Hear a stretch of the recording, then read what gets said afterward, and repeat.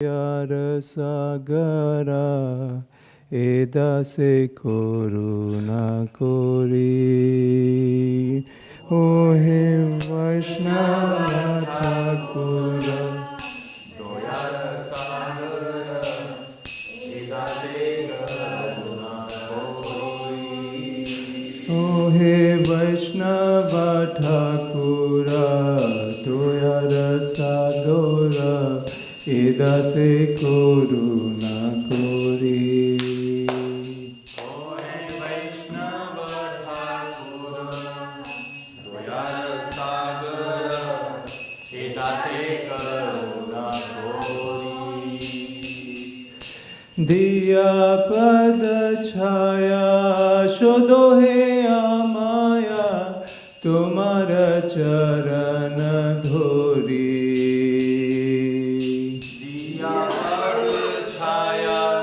छोड़ो हे माया तुम्हारा चरण धोई छया बेगा दोमी छया दोषा शोधी छया गुण देहो दासे छया बेगा दोमी छया दोषा शोधी छया गुण देहो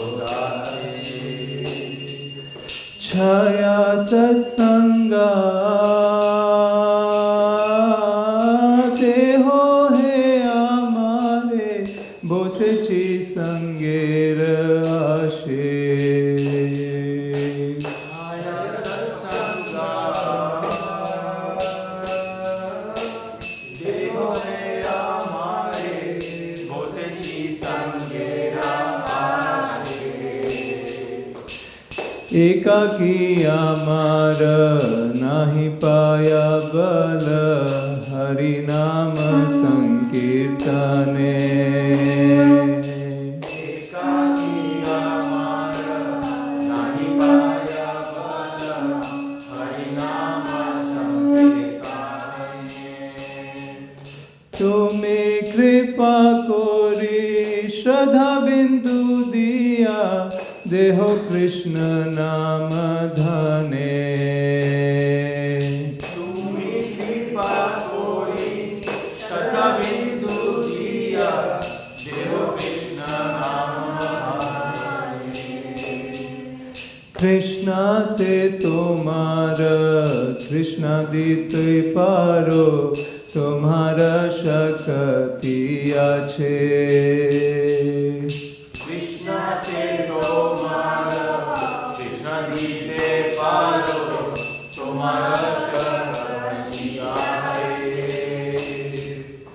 आमी तो कंगाल कृष्णा कृष्णा बोली धाई तब पाछे पाछे आमी तो कंगाल कृष्णा कृष्णा बोली धाई तब पाछे पाछे ओ हे वैष्णव ठाकुर दोयर सागर एदासे करुणा कोरी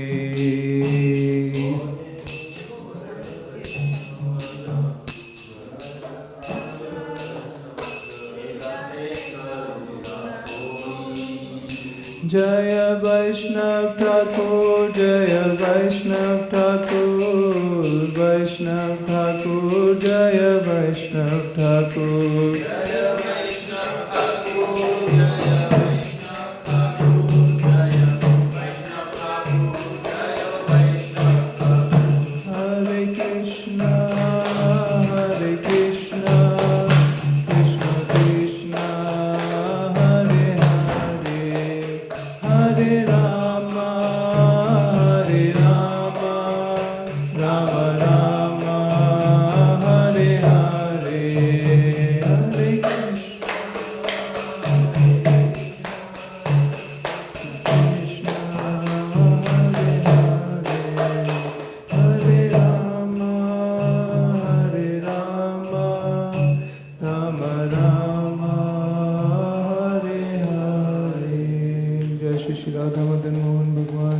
जय, श्रीमान महाप्रभु की जय, श्री श्री लक्ष्मी नरसिंहदेव भगवान की जय, जगत गुरु श्री प्रभुपाद की जय।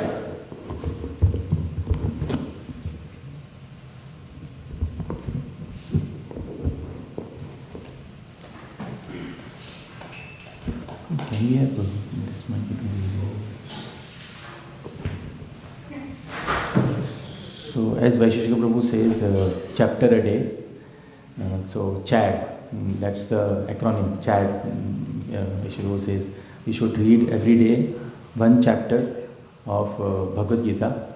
So, and for this month, we are chanting the 7th chapter of Bhagavad Gita. So, what we'll do is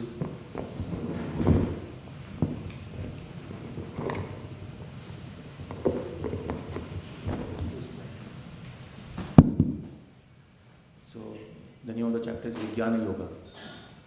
We'll read the entire chapter, only the verses, and then there is something called as prayers in Srimad Bhagavatam. There are many prayers in Srimad Bhagavatam, and for this time, what we are reading is prayers by Pralad Maharaj. The prayers that Pralad Maharaj sang for Lord Narasimhadev. So, if after 7th chapter, we will sing Pralad Maharaj's prayers. And after that, we will start with Srimad Bhagavatam class. We will start with chapter 7, Vijnana Yoga. Atha Saptamo Adhyayah. We will sing together.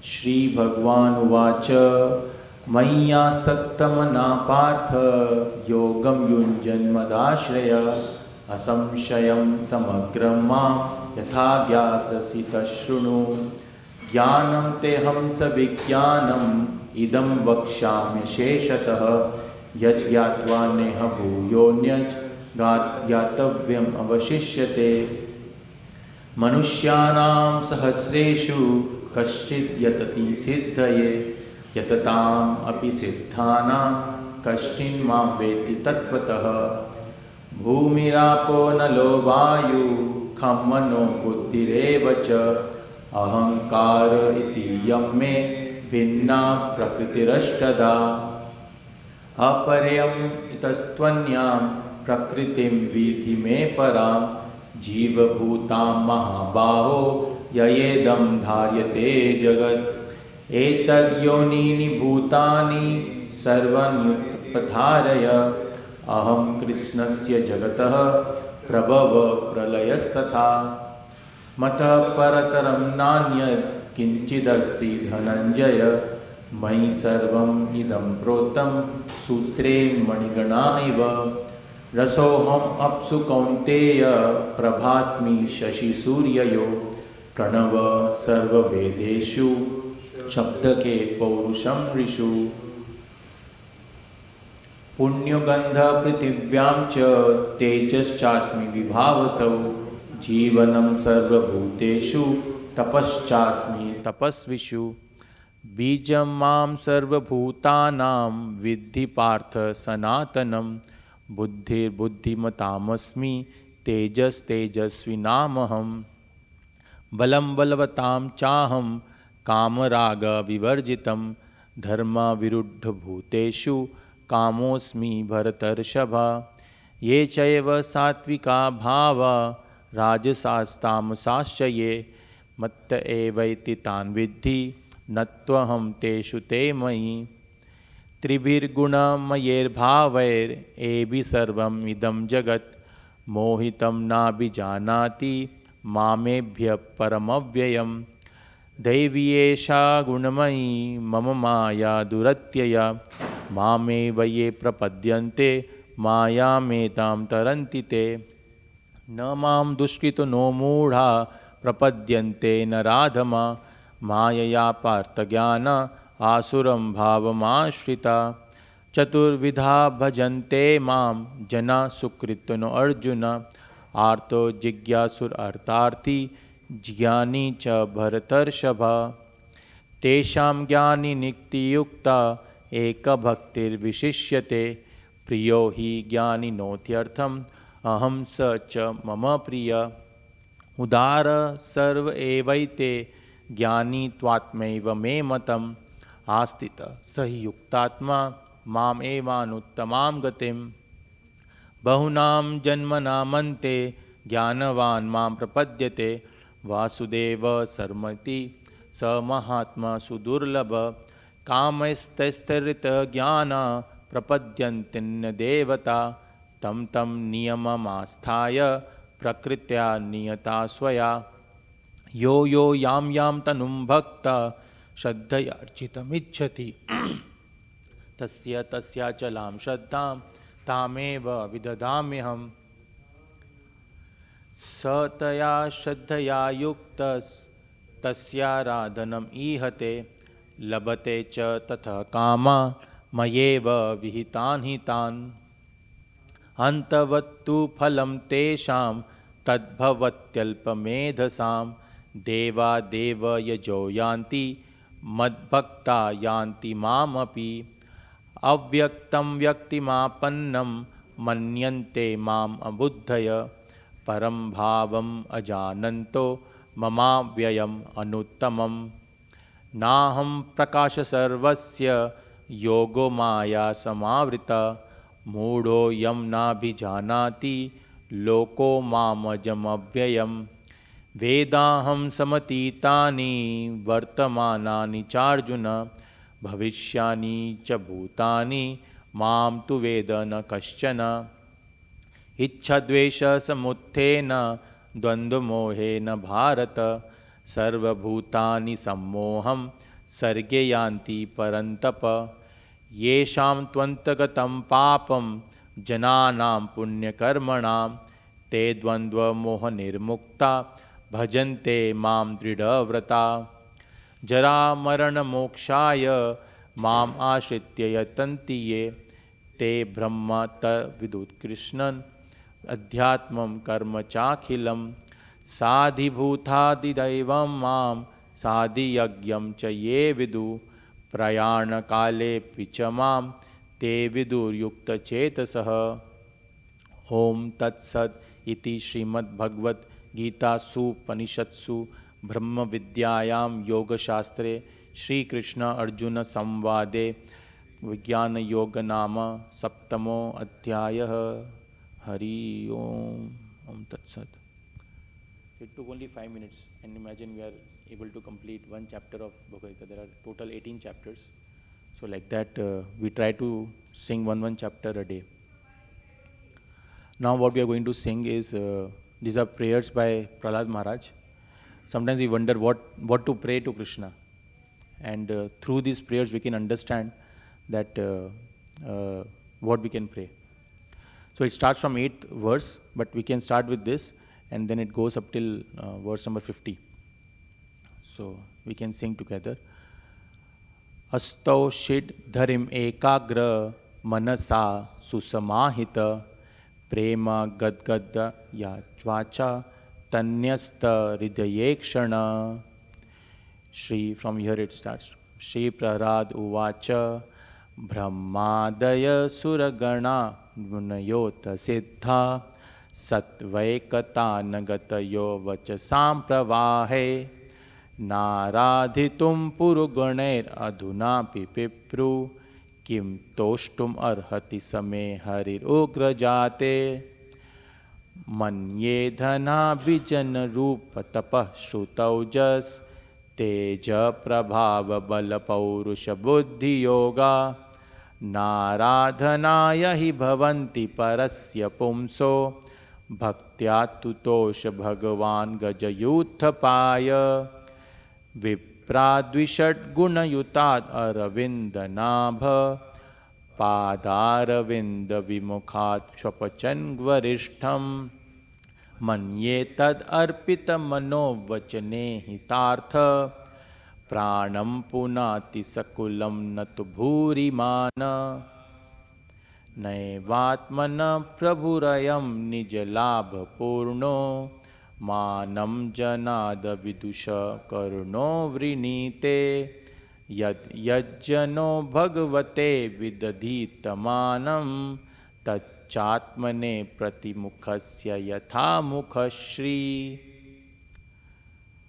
tasmad aham vigata viklava ishwarasya सर्वात्मना महि गृह्णामि यथा मनीषं नीचो जया गुणविसर्गमन अनुप्रपृष्ट पूयेत ये नहि पुमान् अनुवर्णितेन सर्वे yummy विधिकरास्तव सत्त्वधाम्नो ब्रह्मादयो वयम् इवेश न चोद्विजन्त क्षेमाय भूतय उतात्मसुखाय चास्य विक्रीडितं भगवतो रुचिरावतारे तद्यच्छमन्युमसुरश्च हतस्त्वयाद्य मोदेत साधुरपि वृश्चिकसर्पहत्या लोकाश्च निवृत्तमिता यन्ति सर्वे रूपं नरसिंहं विभयाय जना स्मरन्ति नाहं बिबेविजिततेति भयानकास्य जीवार्कनेत्रभ्रुकुटीरवंशात् आन्त्रस्रजक्षतजकेशरशङ्ककर्णान् निरादभीतदिगिभाद् अरिभिन्नखाग्रात् त्रस्तोऽस्म्यहं कृपणवत्सलदुस्सहोग्र संसारचक्रकदनाग्रसतां प्रणीत बद्धस्वकर्मभिरुषत्तमतेङ्गमूलं प्रीतोपवर्गशरणं यवसे कदानु यस्मात् प्रिया प्रियवियोगसंयोगजन्म शोकाग्निना सकलयोनिषु द्वय्यमान दुःखौषधं तदपि दुःखमतद्धियानां भूमन् भ्रमामि पदमे तव दास्य योगम् सोऽहं प्रियस्य सुहृदः परदेवताया लीलाकथास्तव नृसिंहवीरेञ्च गीता अञ्जस्तितर्म्यनुगृह्णन् गुणविप्रमुक्तो दुर्गानि ते पदयुगालय हंससङ्ग बालस्य नेहशरणं पितरौ नरसिंह नार्तस्य चागदमुदन्वति मज्जनौतौ तप्तस्य तत्प्रतिविधिर्य इहञ्जसेष्टस्तावद्विभो तनुभृतां त्वदुपेक्षितानां यस्मिन् यतो यरिचिन च यस्य यस्मात् यस्मै यथा यद् उत यस्त्वपरपरो वा भाव करोति विकरोति पृथक् स्वभाव संयोजितस्तदखिलं भवत स्वरूपं मायामनसृजति कर्ममयं बलीय कालेन चोदितगुणानुमतेन पुंस छन्दोमयं यद् अजयापितषोडशारं संसारचक्रम् अजत्को कृतरेत्वदन्य स त्वं हि नित्यविजितात्मगुणस्वधर्मा कालो वशीकृतविसृज्य विसर्गशक्ति चक्रे विशिष्टमजयेश्वर षोडशारे निष्पीड्यमानमुपकर्ष विभो प्रपन्नं दृष्टा मया दिवि विभोऽखिलधिष्ण्यपाणाम् आयुश्रियो विभव इच्छति यान् जनोऽयं येऽस्मत्पितुः कुपितहासविजृम्भितभ्रू फिस्फुर्जितेन लुलिता सतु ते निरस्त तस्माद् अमुस्तनुभृताम् अहम् आशिषोज्ञ आयुश्रियं विभवम् ऐन्द्रियम् आविरिञ्च्यात् नेच्छामि ते विलुलितान् उरुविक्रमेण कालात्मनोपनय मां निजभृत्य पार्श्वम्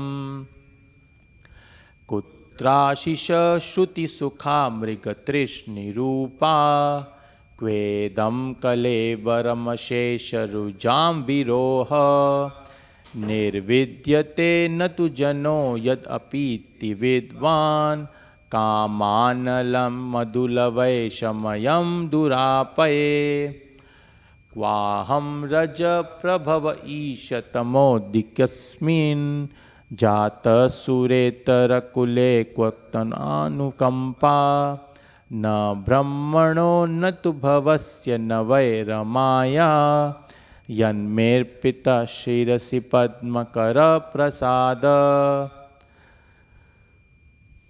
નૈષા પરાવરમતિર્ભવતો નનુ સ્યાજ જંતોર્યથાત્મસુરદો જગતಸ್ತથાપી સંસેવયા સુરતરોર ઇવ તે પ્રસાદ સેવાનુરૂપમ ઉદયો ન પ્રાવત્રત્વમ એવં જનમ નિપતિતમ પ્રભવાહિ કૂપે કામાભિકામમ અનુયઃ પ્રપતન પ્રસંગાત કૃત્વાત્મસાત સરસૃણા ભગવન ગૃહીત સોહમ કથમ नु વિસૃજે તવ ભૃત્ય સેવામ મત પ્રાણરક્ષણમ અનંતમ પિતુર્વધશ્ચ મન્યે સ્વભૃત્ય ઋષિ વાક્યમૃતમ વિધાતુમ ખડ્ગમ પ્રગૃહ્ય યદ અવચોત અસદ વિધિત્સુસ ત્વામ ઈશ્વરો મદપરો વતુકમ હરામી એકસ ત્વમ એવ જગત એતમ અમુષ્ય યત્વમ આદ્યંતયો પૃથક અવસ્યસી મધ્યતશ્ચ સૃષ્ટ્વા ગુણ્ય વ્યતિકરમ નિજમાયયેદમ નાનેવતૈરવસિતસ્તદ અનુપ્રવૃષ્ટા ત્વમ વા ઇદં સદસત ઈશ ભવાં તતોન્યો માયા યદ આત્મપરબુદ્ધિરિયં યપાર્થા યદ યસ્ય જન્મ નિધનમ સ્થિતિરીક્ષણમ ચ તદ વૈ તદેવ વસુકાલવદ અષ્ટિતર્વો ન્યસ્યેદમ આત્મનિ જગદ વિલયાંબુ મધ્યે શેષેત્મના નિજ સુખાનુભવો નિરીહ યોગેન મીલિત દૃગ આત્મનિપીત નિદ્રસ તુર્યે સ્થિતો ન તુ તમો ન ગુણાંશ્ચ યુંક્ષે તસ્યેવ તેવ પુરિદમ નિજકાલશક્ત્યા સંચોદિત પ્રકૃતિધર્મણ આત્મગૂઢમ અંભસ્યનંતશયના વિરમત્સમાધૈર નાભેરભૂત્સ્વકર્ણિકા વટવન્મહાબ્જમ તત્સંભવ કવિરતોન્યત અપશ્યમાનસ ત્વાં બીજમાત્મનિ તતં સબહિર્વિચિન્ત્ય નાવિંદદ અબ્દશતમ અપ્સુ નિમજ્જમાનો જાતેંકુરે કથમ ઉપપલભેત બીજમ સ્વત્વાત્મયોનિરતિવિસ્મિત આશ્રિતોબ્જમ કાલેન તીવ્રતપસા પરિશુદ્ધ ભાવ ત્વામ આત્મનીશ ભુવિ ગંધમ ઇવાતિ સૂક્ષ્મમ ભૂતેન્દ્રિયાશયમયે વિતતમ દદર્શ એવં સહસ્રવદનાન ગૃષિરકરોરુ નાસાદ્ય કર્ણનયનાંભરણાયુધાય્યમ માયામયં સદુપલક્ષિતસન્નિવેશમ દૃષ્ટ્વા મહાપુરુષમ આપમદં વિરિંચ તસ્મૈ ભવાન વયશિરસ્તનુવં હિ બિભ્રત વેદાદ્રુહાવ અતિબલૌ મધુકૈટભાક્યૌ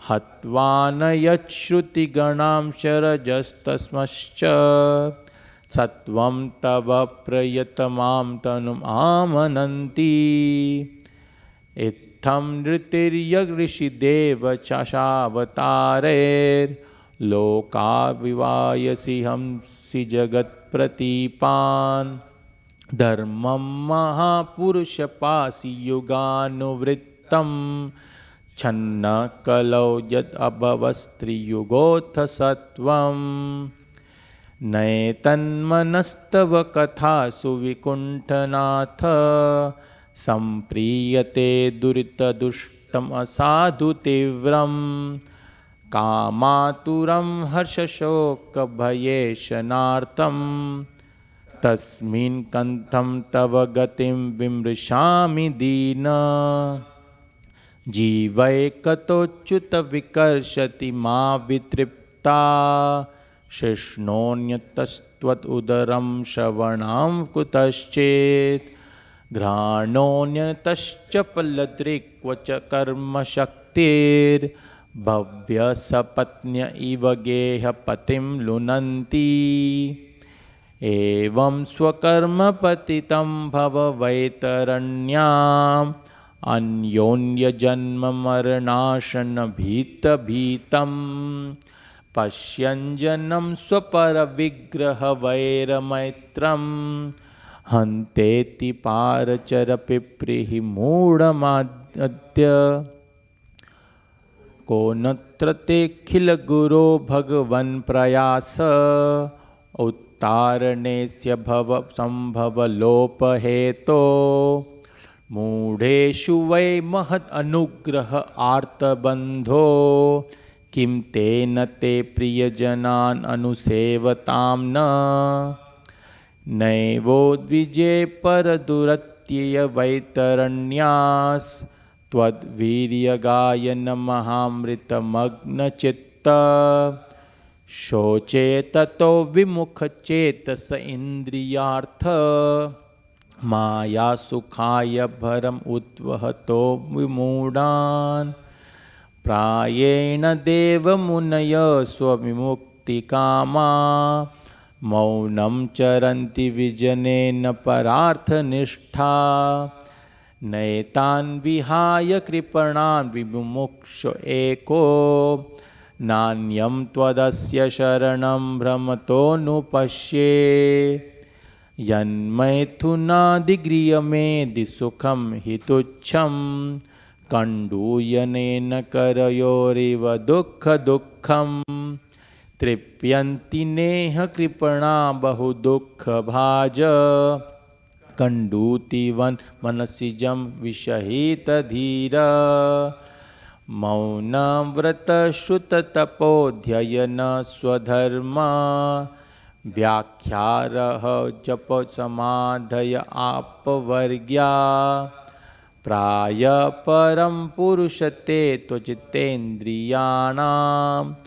वार्ता भवन्त्युत्तनवात्तुक्ताम्बिकानां रूपे इमे सदसति तव वेदसृष्टे बीजान्कुरा इव न चान्यत् अरूपकस्य युक्ता समक्षम् उभयत्र विचक्षणे त्वां योगेन वह्निम् इव दारुषु नान्यत् स्यात् त्वं वायुरग्निरवनिर्वियद् अम्बुमात्रा प्राणेन्द्रियाणि हृदयं चेद् अनुग्रहश्च सर्वं त्वमेव सगुणो विगुणश्च भूमं नान्यत्त्वदस्त्यपि मनोवचसा निरुक्तं नैते गुणान् गुणिनो महदादयो ये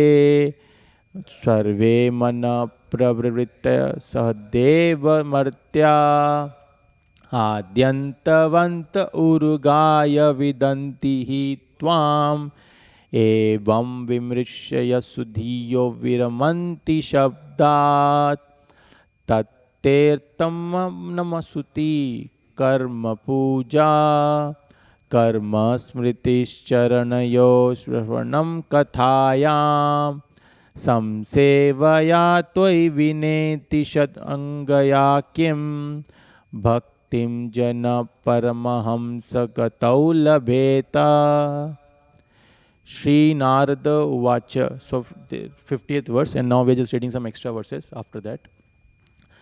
Shri Narada Uvacha Etavad varnita guno bhaktya bhaktena nirguna praradam pranatam prito yata manyur abhashata. Hare Krishna Krishna Krishna Hare Hare, Hare Rama Rama Rama Hare Hare. Yeah, Vaishnav says we can start the class after this. We can start the class now, just 2 minutes. Vaishnav says that the transcendental vibration should go on, right? If we see, when I was in my college, we used to travel by train, and everyone used to have headphones. They used to also have vibration going on, but it was material vibration, some songs, something like that. And but in spiritual life also, we can have some transcendental vibration going on, something going on.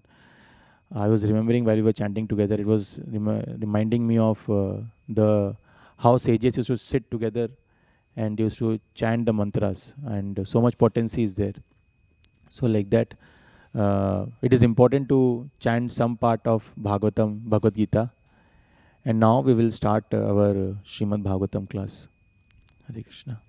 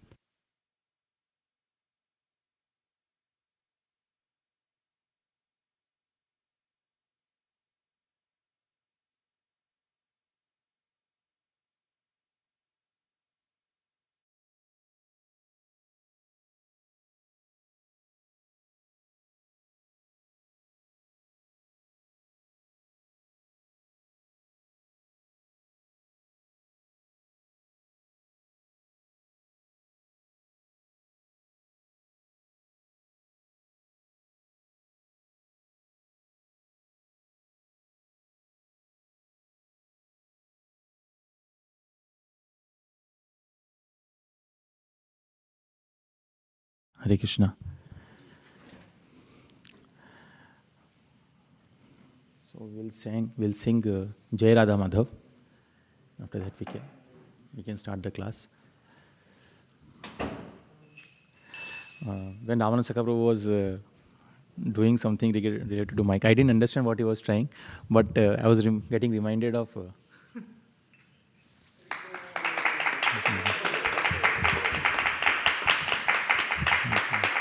I was getting reminded of Garga Muni. So when Srila Prabhupada just came to USA, he started writing the books, translating the books basically, Srimad Bhagavatam and other books. So once Garga Muni, he saw Srila Prabhupada translating all the books, so he asked Srila Prabhupada that what can we do to assist you? So he said, spiritual master serves Krishna, and spiritual master's disciple should somehow assist the spiritual master in his work. So Garga Muni Prabhu, he says when Srila Prabhupada said this, I was wondering that what kind of work, because he doesn't go to office. So what kind of work Srila Prabhupada is talking about? So then later on, he was just walking by and he saw some kind of speaker system in a shop. So he was thinking, how can I serve Srila Prabhupada? Maybe I'll serve something. So he went inside and he asked, what is this? So he said, this is a dictaphone. And dictaphone, it came around 1955 something. And we are talking about 1960, 1965. So still, these terms, dictaphone and was very new. So Garga Muni, then he said that, Prabhu, he said that my teacher, he translates the books. So will this be useful if he is translating the books? So he didn't even know if this can be useful. So he was asking the shopkeeper. And then shopkeeper said that, yes, it will be useful. It is used by doctors and all to take notes like that. So he learned everything, how the dictaphone is is used. And then he took it to Srila Prabhupada. And then Srila Prabhupada, as soon as Srila Prabhupada saw that, he knew what it is. I mean, for many of us, it was 1960s we are talking, it was very new for them, for Garga Muni Prabhu and others. But Srila Prabhupada immediately was able to operate it. And he started using it. And then we know what he wrote almost first canto, first 3 books, he took almost 10 years. But later on, in next 10 years, his speed increased because of the dictaphone and he was able to spread the message far and wide. Why? Because of that technology. So when Prabhu was doing something, I was remembering that how devotees use everything for Krishna's service. In some sampradayas, it is called naiti, not using, I don't want to use this, on complete detachment. But in Krishna consciousness, Srila Prabhupada has taught us that everything should be used in the service of Krishna. And then after that, in 10 years, he was able to write 9 cantos of Srimad Bhagavatam, Chaitanya Charitamrita, Krishna book, Bhagavad Gita, so many books, 70, 80 books he wrote. Why? Because of the usage of the technology. So that was dictaphone. In fact, then what happened is dictaphone, so I'll complete the story but the part was that related to technology. And then when he started the dictaphone, he started speaking in that, translating everything. So then the question came, who will type now? Because it has to be typed also. So he was dictating everything and that it was becoming bigger and bigger, that entire memory, right? So now the point is, who will write it down? Who will translate? Who will type it out? So there was one person, his name was Neil. So this Neil, he was coming from a college and he was given an assignment that you can go to any religious organization. You have to stay there for a couple of months. And then once you're done with it, you have to come back and write a thesis on it, a paper on it. So then he decided to come to that place of ISKCON. And then Garga Muni Prabhu asked him, so what can you do? He was asking. So he said, I'm student this, that, like this. So he said, okay, do you know how to type? So Neil said, yeah, I know how to type. So then Garga Muni Prabhu said that this dictaphone, this has all the, this has all the translations and everything, commentaries. You have to just type it out. So Garga Muni Prabhu in his interview, he says that he was typing like miles on the pedal. It was so fast. For many of them, it was completely new thing, typewriter also and everything. But he was typing so fast, it was like 60 words per minute. But that helped in translations. So 2 things are here very important. One is everything can be used for Krishna's purpose. And every jiva also can be used for Krishna's purpose. Sometimes we might think that, this is, how can I assist Krishna? But Krishna has given everyone some skill that can be utilized in Krishna's purpose. It might be negative in case of maybe material life, but it might still become very useful in Krishna's service, because there is nothing material in this world, in the sense of everything can be used in spiritual service. Everything. Even and if it is not used with the correct intention, then anything which seems spiritual can also become material. That is the beauty of Krishna consciousness. Sorry, I was not supposed to give a class. First I will start with the Radha Madhav song, and after that we'll start with the Srimad Bhagavatam class. Mataji, can we go to the translation? And then we can, yeah. Krishna is the lover of Radha. He displays many amorous pastimes in the groves of Vrindavan. He is the lover of the cowherd maidens of Vraja and the holder of the great hill named Govardhan, and the beloved son of Mother Yashoda. He delights the inhabitants of Vraja and wanders in the forest along the banks of river Yamuna. Before starting also, I would like to thank everyone for coming. Krishna says in Bhagavatam 7th chapter, Manushyanam sahasreshu kashideti siteye yatatam apisiddhanam kashid mam viti tatvata. There are so many people around this world, but very few are ready to take up the process of Krishna consciousness. So thank you for coming for Srimad Bhagavatam class, and also to the online audience, if there are, thank you for checking in. So we'll start with the Radha Madhav song.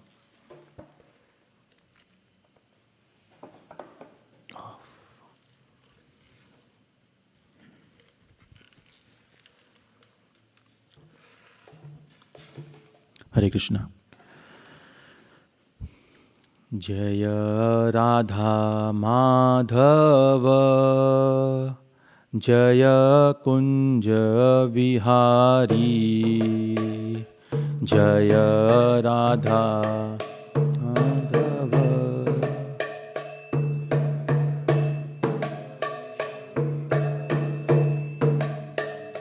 Jaya Radha Madhava Jaya Kunja Vihari Jaya Radha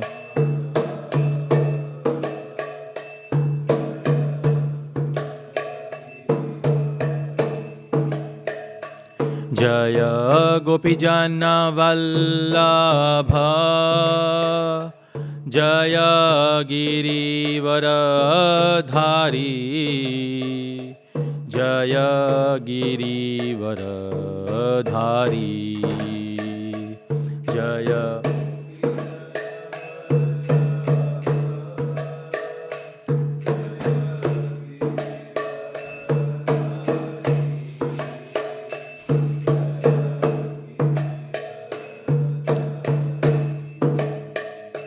Jaya Gopijana Vallabha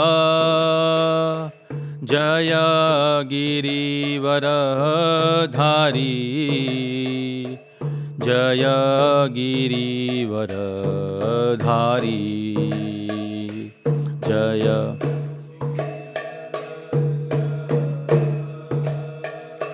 Jaya Girivaradhari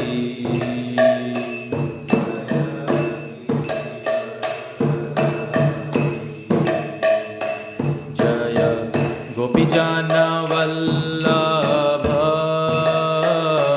Jaya Girivaradhari Jaya Girivaradhari Gopijana Vallabha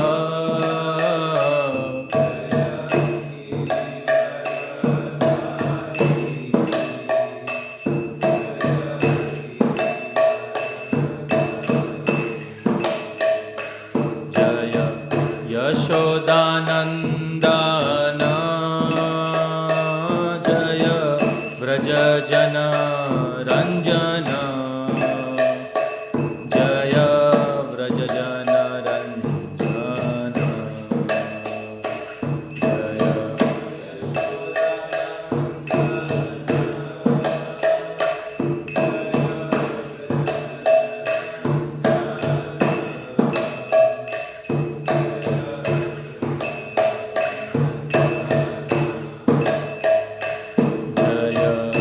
यशोदानन्दना जय व्रजजना रञ्जन जय व्रजजन रञ्जन जय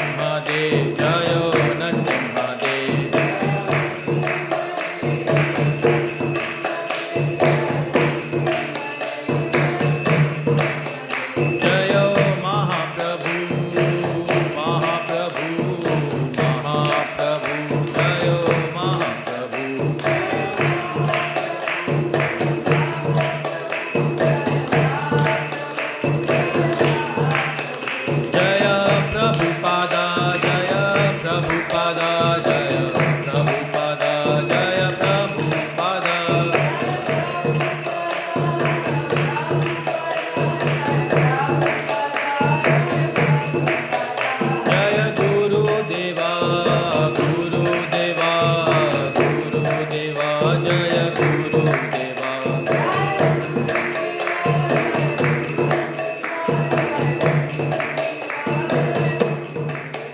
Nitai Gaura Hari Bol, Hari Bol, Hari Bol, Nitai Gaura Hari Bol.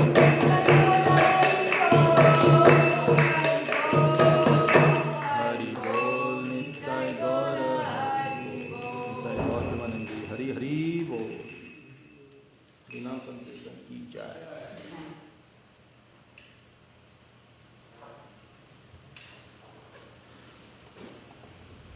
Okay, so what we are going to do is we'll first sing mangalacharan prayers from Srimad Bhagavatam. These are invocation prayers. Then we will pick up a verse from Srimad Bhagavatam 116.6. We will read that verse and then we'll expand on it. And before that, we'll also sing mangalacharan from the Bhagavad Gita.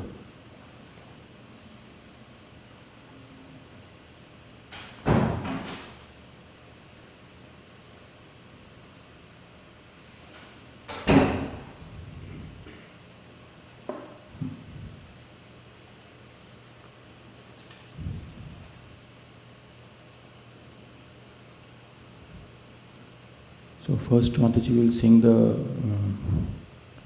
okay, first we can sing this, then we can sing that one. Om Jnanatimirandhasya Jnananjana Shalakaya Chakshurunmilitam Yena Tasmai Shri Gurave Namaha Shri Chaitanya Manobhishtam Sthapitam Yena Bhutale Swayam Rupa Kadamayyam Tadati Swapadantikam Vandeham Shri Guru Shri Yuta Padakamalam Shri Gurun Vaishnavamsha Shri Rupam Sagrajatam Sahagana Raghunathanvitam Tvam Sajivam Sadvaitam Savadutam Parijana Sahitam Krishna Chaitanya Devam Shri Radha Krishna Pada Sahagana Lalita Shri Vishakhanvitamsha He Krishna Karuna Sindho Deenabandho Jagatpate Gopesha Gopika Kanta Radha Kanta Namostute Tapta Kanchana Gaurangi Radhe Vrindavaneshwari Vrishabhanu Sute Devi Pranamami Hari Priye Vancha Kalpatarubhyascha Kripa Sindhubhya Evacha Patitanam Pavanebhyo Vaishnavebhyo Namo Namaha Jai Shri Krishna Chaitanya Prabhu Nityananda Shri Advaita Gadadhara Shrivasadi Gaur Bhaktavrinda Hare Krishna Krishna Krishna Hare Hare Hare Rama Rama Rama Hare Hare Hare Krishna Krishna Krishna Hare Hare Hare Rama Rama Rama Hare Hare Hare Krishna Krishna Krishna Hare Hare Hare Rama Rama Rama Hare Hare Namo Vishnu Padaya Krishna Prasthaya Bhutale Srimati Bhaktivedanta Swami Nami Namaste Saraswati Devi Gaurvani Vicharini Vishwashunyavadi Paschati Deshapradini Kunkuni Vachana Kunkumanga Tegiram Yatkapatam Vande Shri Gurundilani Paramananda Madhavam. You can repeat this is from Bhagavatam verses, Mangalacharan. You can repeat after me.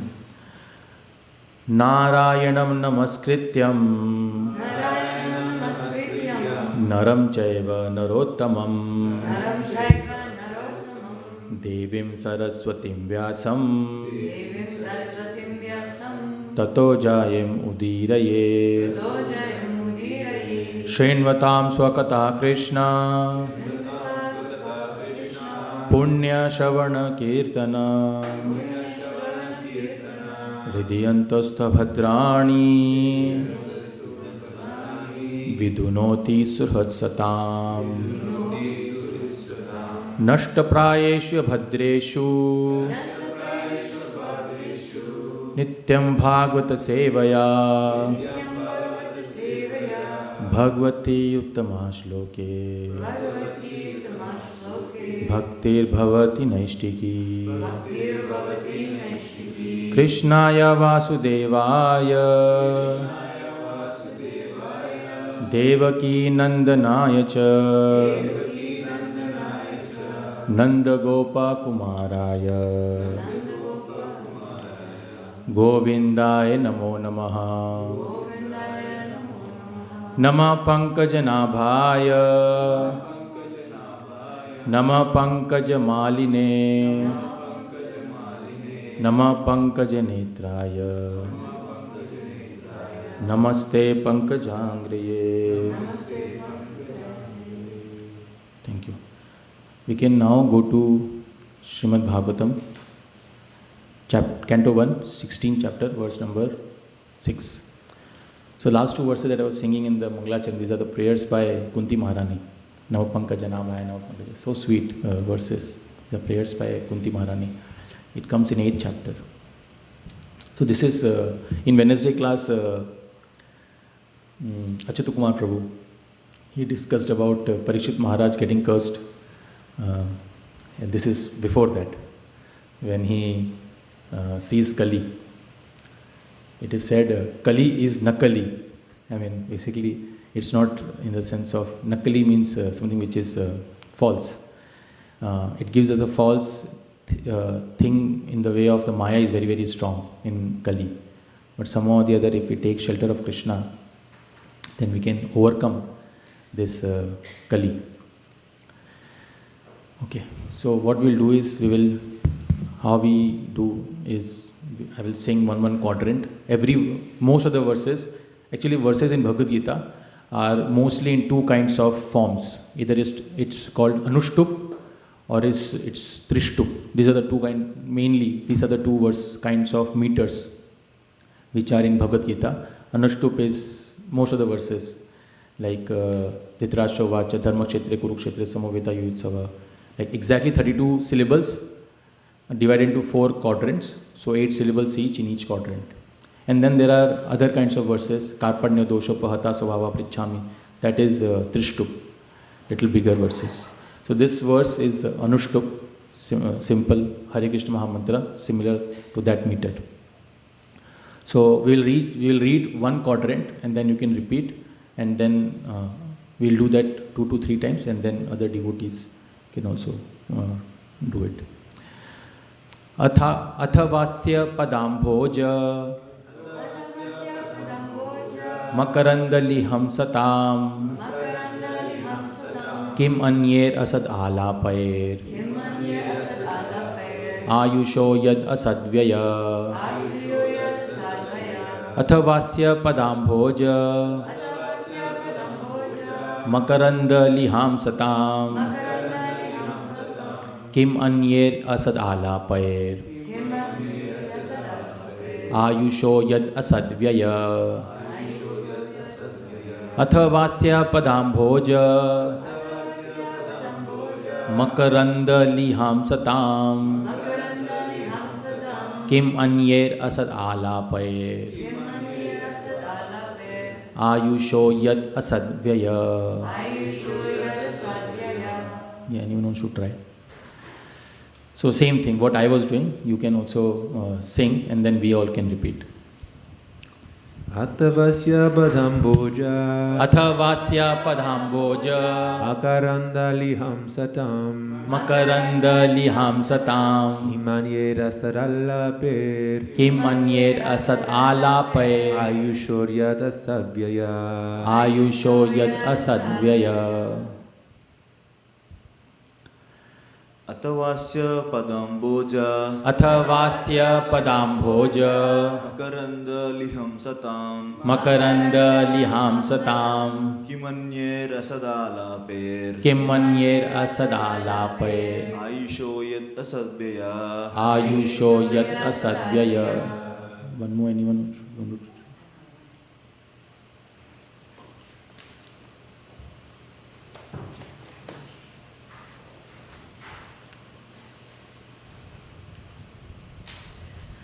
Hatavasya padamboja Athavasya padamboja Makaranda lihamsatam Makaranda lihamsatam Kimanyera sadalape Kimmanyera sadalapaye Ayuso yadasavyaya. Ayusho yad asadvyaya. Thank you. Okay, we can do the synonyms now. You can repeat after me. Athava, otherwise. Asya, of his Lord Krishna's. Padam Amboja, lotus feet. Makaranda Liham, of those who leak the honey from such a lotus flower. Satam, of those who are to exist eternally. Kim, Anye, what is the use of anything else? Asat, illusory. Alapai, topics. Ayushaha, of the duration of life. Yat, that which is. Asat, Vyaya, yeah, Asat Vyaya, unnecessary waste of life. Yeah. Translation. The devotees of the Lord are accustomed to the leaking of the honey available from the lotus feet of the Lord. The devotees of the Lord are accustomed, so poetic, accustomed to leaking of the honey available from the lotus feet of the Lord. What is the use of topics which simply waste one's valuable life? Right? Basically, what is the use of those topics which are not connected to Krishna that will simply waste one's valuable life? Purport by His Divine Grace, A.C. Bhaktivedanta Swami Srila Prabhupada Ki Jai. Mataji, we can go to the purport. It's a little long purport, but it's beautiful. We will discuss through various sections of purport. Lord Krishna and his devotees are both on the transcendental plane. Therefore, the topics of Lord Krishna and his pure devotees are equally good. The battle of Kurukshetra is full of politics and diplomacy. But because the topics are related with Lord Krishna, Bhagavad Gita is therefore adored all over the world. There is no need to eradicate politics, economics, sociology. Right? We were discussing that. We don't have to remove anything, naiti naiti. We don't have to follow that. We have to just engage everything in Krishna service. There is no need to eradicate politics, economics, sociology, etc., which are mundane to mundaners. To a pure devotee who is actually related with the Lord, such mundane things are transcendental if dovetailed with the Lord or with his pure devotees. Right? Everything can be used for Krishna's purpose. We have heard and talked about the activities of the Pandavas. So, because there was a situation, it is the 16th chapter. So, why it has been mentioned, we have heard and talked about the activities of Pandavas because 9th chapter talks about Bhishma Dev, where Yudhishthira Maharaj is saying that, I think we screwed up. See, this is the difference between devotees and demons. Demons, even if they have not made a mistake, they will say, we have not done anything. And devotees, even if they have, they have not done anything, still they will say that, I think it is because of me. Right? Yudhishthira Maharaj, the entire battlefield, there were how many Akshavanis on each side? 18. And what was in battlefield of Kurukshetra, how many Akshavanis? Every group of elephants, horses, and certain number of soldiers, they are divided, they are grouped as Akshavahini, one Akshavahini. So there is a number for every number of soldiers, walking soldiers, chariots and all. So like that, there were 18 Akshavanis and it was divided as 11. 7 on Pandava's side and 11 on Kaurava's side. So everyone sort of got killed after the entire battlefield of Kurukshetra, but around 10 around that much were remaining. Kritavarma and Ashwathama from their side, from Kaurava's side, and from this side it was the Pandavas like this. So very few were remaining. So Yudhishthira Maharaj thought that I only screwed up. It is all because of me. And then Krishna was trying to console Yudhishthira Maharaj that don't worry, it's not because of you, this, that. But Yudhishthira Maharaj couldn't still understand. Imagine, Krishna is trying, right? But why? He wanted to glorify Bhishma Dev. And then Yudhishthira Maharaj goes to Bhishma Dev. Here, Krishna takes Yudhishthira Maharaj to Bhishma Dev. And then Bhishma Dev talks about how Karichidrajan, he says that nobody can understand the plan of Krishna. It's all time. Time is very strong. Time was doing all this. So like that he tried to convince Yudhishthira Maharaj, and after that there were prayers by Yudhishthira Maharaj, Bhishma Dev. Before that, Kunti Maharani prayers were also there. So like that, lot of things were discussed already about the Pandavas. And we now are dealing with the topics of Maharaj Parikshit. So once Pandavas discussion was done, now we are talking about Maharaj Parikshit. But because all these topics are related to Lord Shri Krishna, they are all transcendental. And pure devotees have great interest in hearing them. See, this is important. If we think in without Krishna, then this entire topic of Bhishma Dev, Kauravas, Dhritarashtra leaving this looks like a movie. But as soon as Krishna is part of that entire drama, it becomes immediately transcendental. Correct? So Krishna has to be there. Otherwise, Mahabharata, Ramayana, this might become very mundane. They are all transcendental, and pure devotees have great interest in hearing. I mean, that is why they are very interested. It's not because of the Pandavas' story itself. It's because Krishna is associated with them. And because Pandavas are devotees. That's why the devotees have interest in hearing them. We have already discussed this matter in connection with the prayers of Bhishma Dev. We will discuss a little bit about hearing. Our duration of life is not very long. Surprise, surprise. Our duration of life is not very long, and there is no certainty of when we shall be ordered to leave everything for the next stage. Thus, it is our duty to see that not a moment of our life is wasted in topics which are not related with the Lord Krishna. Any topic, however pleasant, is not worth hearing if it is devoid of its relation to Krishna. Such a strong statement by Srila Prabhupada. Srila Prabhupada was strong preacher in one sense. When someone used to hear Srila Prabhupada, that words used to cut through their heart and immediate transformation is to happen. You can see that in the purport. The spiritual planet, Golok Vrindavan, the eternal abode of Lord Krishna, is shaped like a whorl of a lotus flower. Now also if you go to Bhauma Vrindavan also, it is considered, the way it is mapped, it will feel like a Kamala. Even when the Lord descends to any of the mundane planets, He does so by manifesting His own abode as it is. Right, as it is. So this is Bhauma Vrindavan. Thus His feet remain always on the same big wall of the lotus flower. His feet are also as beautiful as the lotus flower. Therefore it is said that Lord Krishna has lotus feet. See, our feet, if we see, it usually stings. Right, especially if winter season socks and all is worn, and after some time it stinks. But Krishna's lotus feet is always ever fragrant because it's Krishna's feet. Right? That's why it is compared as lotus. A living being is eternal by constitution. He is, so to speak, in the whirlpool of the birth and death due to his contact with material energy.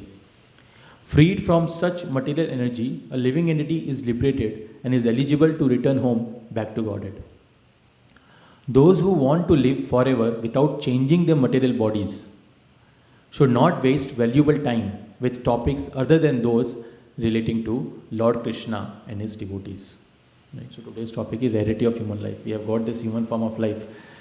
We should try to take full advantage of it. Srimad Bhagavatam is amazing, and devotees are also amazing. Right? A week back there was rainy season, heavy rains, and somehow water started creeping into our house, and in the sunroom some leakage started happening. So like the devotees, wherever they get opportunity to spread Krishna consciousness, they will take it. So a week back I saw one Instagram reel, and it was talking about how Srimad Bhagavatam broadens our vision. It says that if past is important, then how Mrigari and Valmiki became devotees. If past is important, then how Mrigari and Valmiki became devotees. If age is important, then how Dhruv Maharaj and Pralad Maharaj became devotees. Right? If age is important.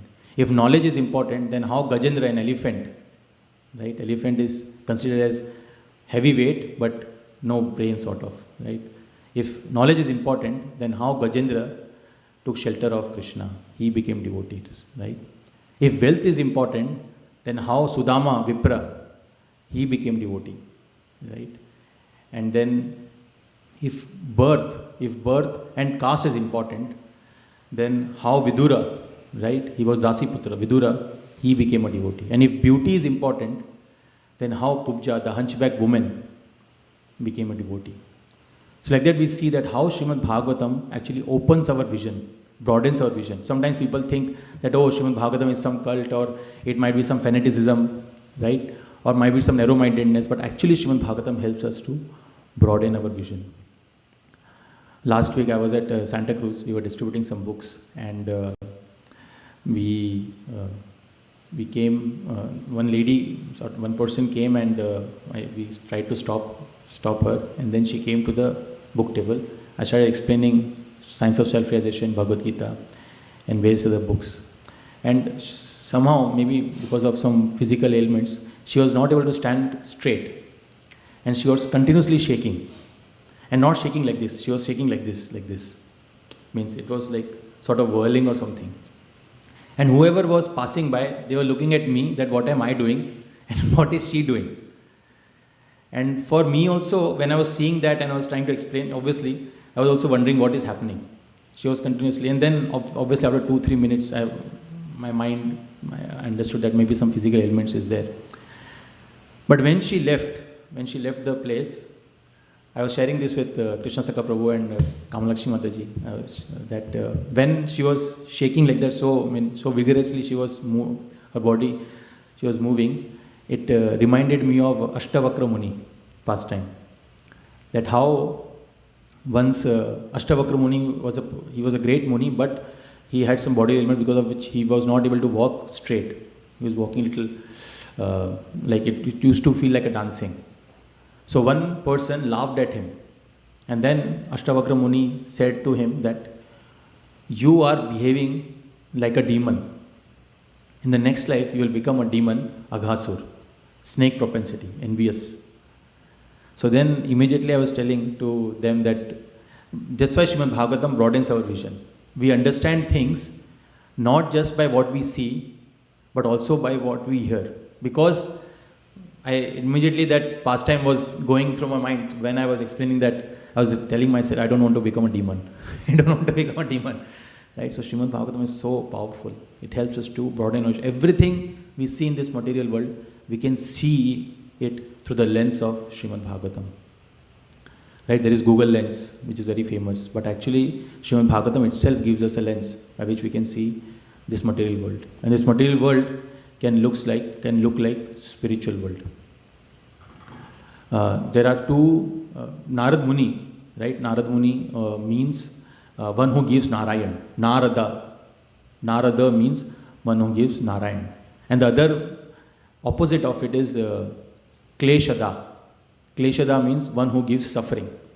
In Srimad Bhagavatam, Kleshada is referred to body, which gives continuously suffering, right? But when we take Srimad Bhagavatam, we can see everything with respect to Krishna. We can see everything with respect to Krishna. So that's why we are very fortunate that we have got this wonderful chance to read and understand and contemplate from Srimad Bhagavatam. That's why I'm very grateful to Shaspan Prabhu and Priya Kishori Mataji for giving us a chance to speak something on the glorification of Srimad Bhagavatam, Krishna, Sri Krishna and his pure devotees. Here there is something that was mentioned at the second paragraph. Mataji, can we go to second paragraph?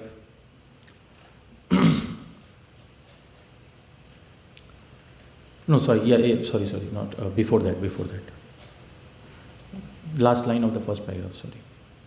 Yeah. So here it is mentioned that we have heard and talked about the activities of the Pandavas, and we now are dealing with the topics of Maharaj Parikshit. But because all these topics are related to Lord Shri Krishna, they are transcendental, and pure devotees have great interest in hearing them.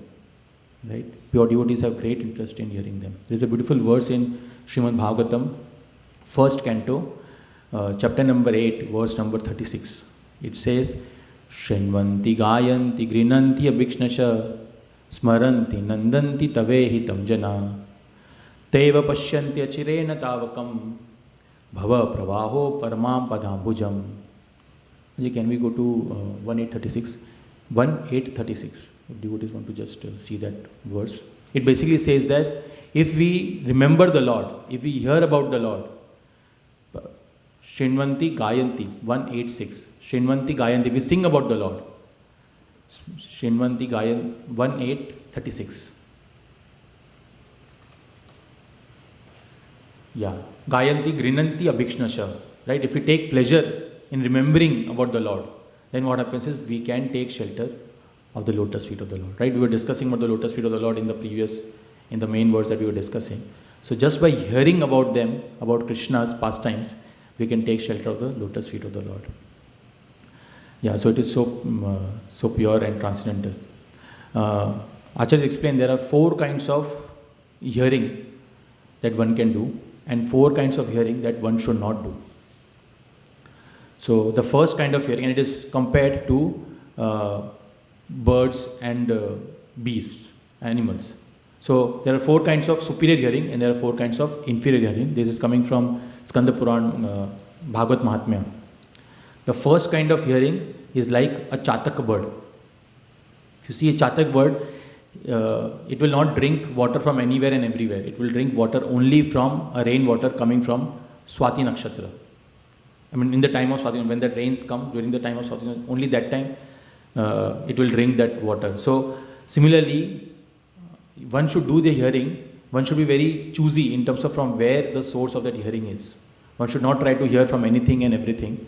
We should be very, very choosy in terms of whether it is coming in disciplic succession or not. And not just hearing anything and everything. So that is the hearing like a chataka bird. Second kind of hearing is like that of a hamsa or a swan. Hamsa, if you mix water and milk together, still hamsa will separate out the water and milk and just drink milk. That is the quality of hamsa. So similarly, we should also, how we should hear, the Acharya's explain is that even if it's some material mundane talks, we should see how we can take transcendental message out of that. And that's what it was mentioned here, right? That anything mundane also, a devotee is able to see transcendental thing from that. Once Bhakti Saraswati, someone had written an article on saying something ill about Krishna and its message of spreading Krishna consciousness. And someone came to Bhakti Saraswati Thakur and said, someone has written something. And then Bhakti Saraswati Thakur said that count how many times they have mentioned Krishna in that article. Right? So Hamsa, they will see something good about it, good from it. So then he said, see, at least they have chanted the name of Krishna so many times. And whoever is going to read also, they will chant the name of Krishna that many times. So first is Chataka. Second is Hamsa. Third is like a Shuka.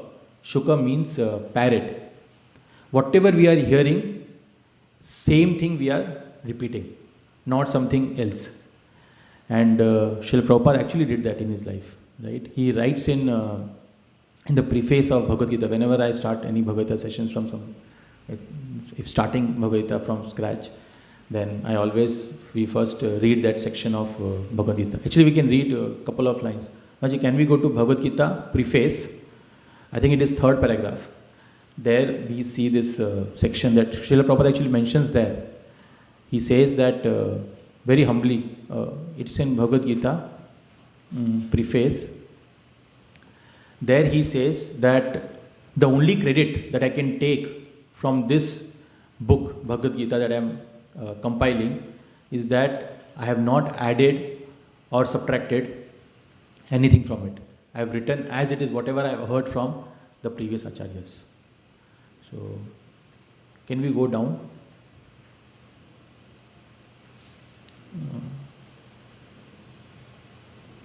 Yeah, down more.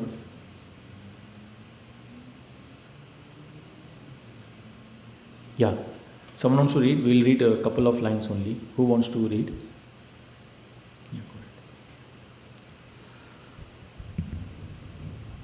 If personally I have any credit in this matter, it is only that I have tried to present Bhagavad Gita as it is without any adulteration. Before my presentation of Bhagavad Gita as it is, almost all the English editions of Bhagavad Gita were introduced to fulfill someone's personal ambition. But our attempt in presenting Bhagavad Gita as it is to present the mission of the Supreme Personality of Godhead, Krishna. Our business is to present the will of Krishna, not that of any mundane speculator like the politician, philosopher, or scientist, for they have very little knowledge of Krishna despite all their other knowledge. Thank you, Mataji. So we see that, right? Srila Prabhupada is like Shukadeva Goswami. It is said in Srimad Bhagavatam that whatever he heard, he made it even more sweeter by repeating it because it was coming from Shukadeva Goswami's mouth. So that is the quality of a parrot. They will hear and they will not try to add anything or subtract. They will speak as it is what they have heard from, whatever they have heard. So first was Chataka bird, second was Hamsa or swan, third is parrot or Shuka, and fourth is Meena. Meena is fish. So if you see, we can't see it's underwater, but fish, when they're swimming or whatever they're doing, their eyes are always open, wide open. So similarly, a devotee's ears should always be wide open whenever they are hearing a class. Bhakti-Siddhanta Thakur used to say, once he took everyone to Vrindavan Parikrama, and there when he used to give class, many devotees used to go, some of the disciples used to go here and there to take darshan of the deities or do some shopping. And Srila Prabhupada used to always sit and hear the class. And once he said that Abhay Babu likes to hear with full attention. Right? So this is how there are four qualities. These are four superior qualities of hearing. One is like Chataka bird, second is swan, third is parrot, Shuka. In fact, with Shuka, I remember once devotee was mentioning this. So he was supposed to, once one devotee was told to, suddenly he was told just 30 minutes before to give a class. And he didn't know what to speak. So what he did is, he took a woolen cloth and covered himself, and inside he put the earphones in the ears, and then he started the class of Srila Prabhupada, and whatever Srila Prabhupada was speaking, he was just repeating as it is. And that's how he gave the entire class. Do not try this at home, but the point is this mood of speaking as it is, not trying to have your own interpretations. So this is the mood of this right hearing, parrot. And fourth is Meena or fish. So these are four superior kinds of hearing.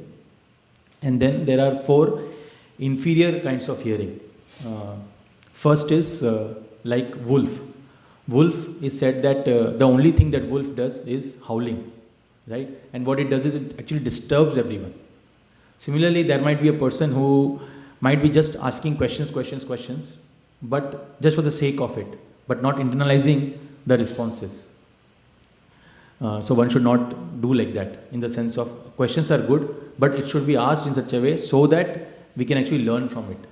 Once, this was in Pune last year when I was attending one class, Chandramouli Maharaj was giving the class, His Holiness Chandramouli Maharaj, and one devotee just asked a question. It was a genuine question, it was a good question. He asked the question, and Chandramouli Maharaj, he answered the question, and then he said, the devotee, he said thank you, and then he was about to ask the next question.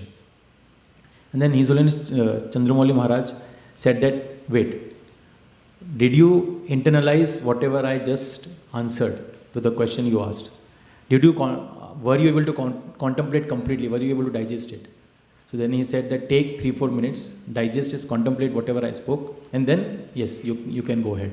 So this, which definitely we can ask questions, but what should be the mood of asking questions so that we can learn from it. So that's like wolf-like hearing otherwise. And second is like Burunda bird. Burunda bird is said that it can talk a lot, but it does not able to follow it.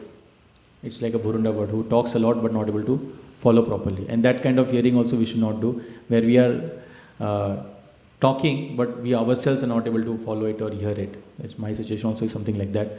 In today's world, we call it walk the talk. What we are speaking, we should try. At least we should make an endeavor to do some kind of, at least some level of following. So the first is wolf, second is Burunda word, third is like bull.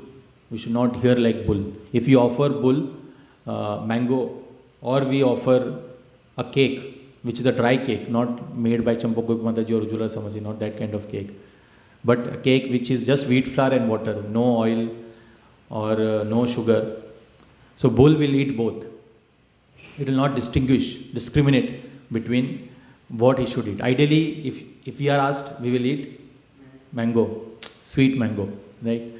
So similarly, a devotee should be able to differentiate between what needs to be heard and what should not be heard. So otherwise, it's like a bull-like mentality. In fact, Madhyamadikari has this one of the symptoms, that he is able to distinguish between a person who is interested in Krishna consciousness and a person who is not interested in Krishna consciousness. This is one of the quality of a Madhyamadikari. He has the power of discrimination. And the fourth is like a camel. Camel, what it is doing is, it is eating the thorns, and the thorns is pricking, and from that blood is coming, but is thinking, oh, this is so nice, this is so amazing, taste is so good, but actually it is hurting, right? And it is, what is eating is actually thorns.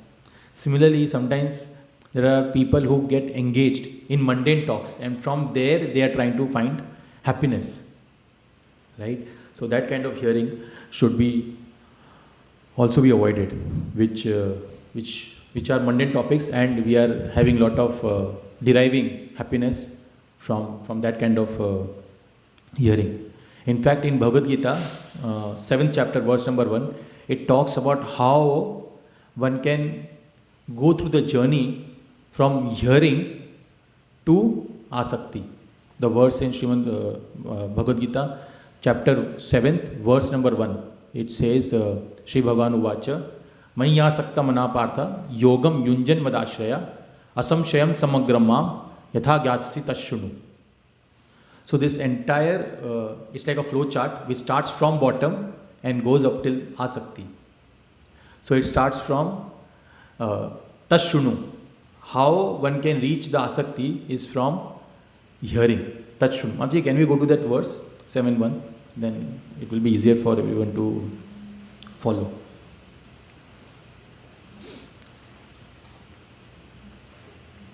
Yeah, we see. So Tashunu. Once we have Tashunu, once we have clear hearing, that will lead to Gyasasi. We are going from top to bottom to top. Okay. So Tashunu, hearing, will lead to Gyasasi. Gyasasi means knowledge. So by hearing we get knowledge. And from that Gyasasi, what happens? Asamshayam Samagramma. All that doubts that in the heart will get destroyed. Jnanas, in 4th chapter, verse number 42, Krishna is saying, Jnana Sinatmanaha. That knowledge acts as weapon and it destroys all the doubts that are there in the heart. 4th chapter, 42 verse. So, hearing, proper hearing leads to knowledge. And once we have gained proper knowledge, it helps us to destroy the doubts. And once our doubts are destroyed, what it helps then is, it helps us to take Madashraya, take shelter of Krishna. And just by taking shelter of Krishna, then we become one with the Lord. Not in terms of Mayavad philosophy of one with the Lord, but becoming one with the desires of the Lord. Becoming one with the desires. Yogam Yunjan. Yunjan means connecting with the Lord. So just by taking shelter of the Lord, one can become in line with what desires the Lord have. And just why Arjuna says to Krishna at the end of the chapter. First he says, I don't want to fight. And then at the end of Bhagavatam he says, Yathechasi tatha kuru. That whatever you suggest, I will do that. Why? Because now he is in line with Krishna's desire. And once we have become in line with Krishna's desire, then what happens is, then we develop asakti. And then bhava prema. So it's beautifully in this verse, Krishna is explaining how our life can start from hearing to knowledge, to destroy of doubts, then to take shelter of Krishna, and then becoming connecting with the Lord in terms of his desires, and then it leads to asakti. That is the importance of hearing Krishna Katha. Just by hearing Krishna Katha, our doubts can be destroyed and we can take shelter of the Lord. Right? And we see this in the story of Rukmini Devi. Rukmini Devi, she writes a letter. The first love letter actually started from Srimad Bhagavatam. So whatever we see in Bollywood, Hollywood movies, it is a perverted reflection of Srimad Bhagavatam. Rukmini Devi there writes that just by hearing about your glories, I want to marry you, and you please come and take me away from here, right? And she was supposed to get married with whom? She, Shupal. Name is only like that. She. And Krishna then showed him through Chakra, right? Shishupal. That was the name that she was supposed to get married. But then Krishna kidnapped Rukmini, and then she became the queen of Dwarka. But it started again how? Just by hearing about Srimad Bhagavatam. In fact, last week, my wife, Manjari Ubay Devidasi, they were in Vrindavan, and she had taken her entire family to Vrindavan. And then she was mentioning on the phone that they are all visiting the various places, but they are all asking. Now, they are not devotees in the sense of going to ISKCON or something. But still, she said that they are all looking for some hearing also. Because they are going to various pastimes of the Lord, but they are not able to connect with those pastimes. But that connection will happen. Imagine you are in front of, let's say, Tota Gopinath temple. But if we don't know anything about Tota Gopinath, then we will just Shri Radha Tota Gopinath, then we will just stand there, we'll take darshan, we'll leave. But if we know the history and how Tota Gopinath sat down just for his devotee Gadadhar Pandit, right? When we know the story, then when we see Shri Tota Gopinath, then it creates another kind of level of connection. So even for mundane people, when they are seeing some pastimes of the Lord, they want to also hear. They want to hear about the Lord. So that is the power of hearing about Krishna Katha. Once I saw an image, it was said that the 2 years are like this. Correct? And so it said that if we have heard properly, it reaches the heart. The way to reach the heart is through hearing. And obviously that was in a mundane way, but we can see it in transcendental way also. If we really want to, in heart who resides is Paramatma and obviously Atma.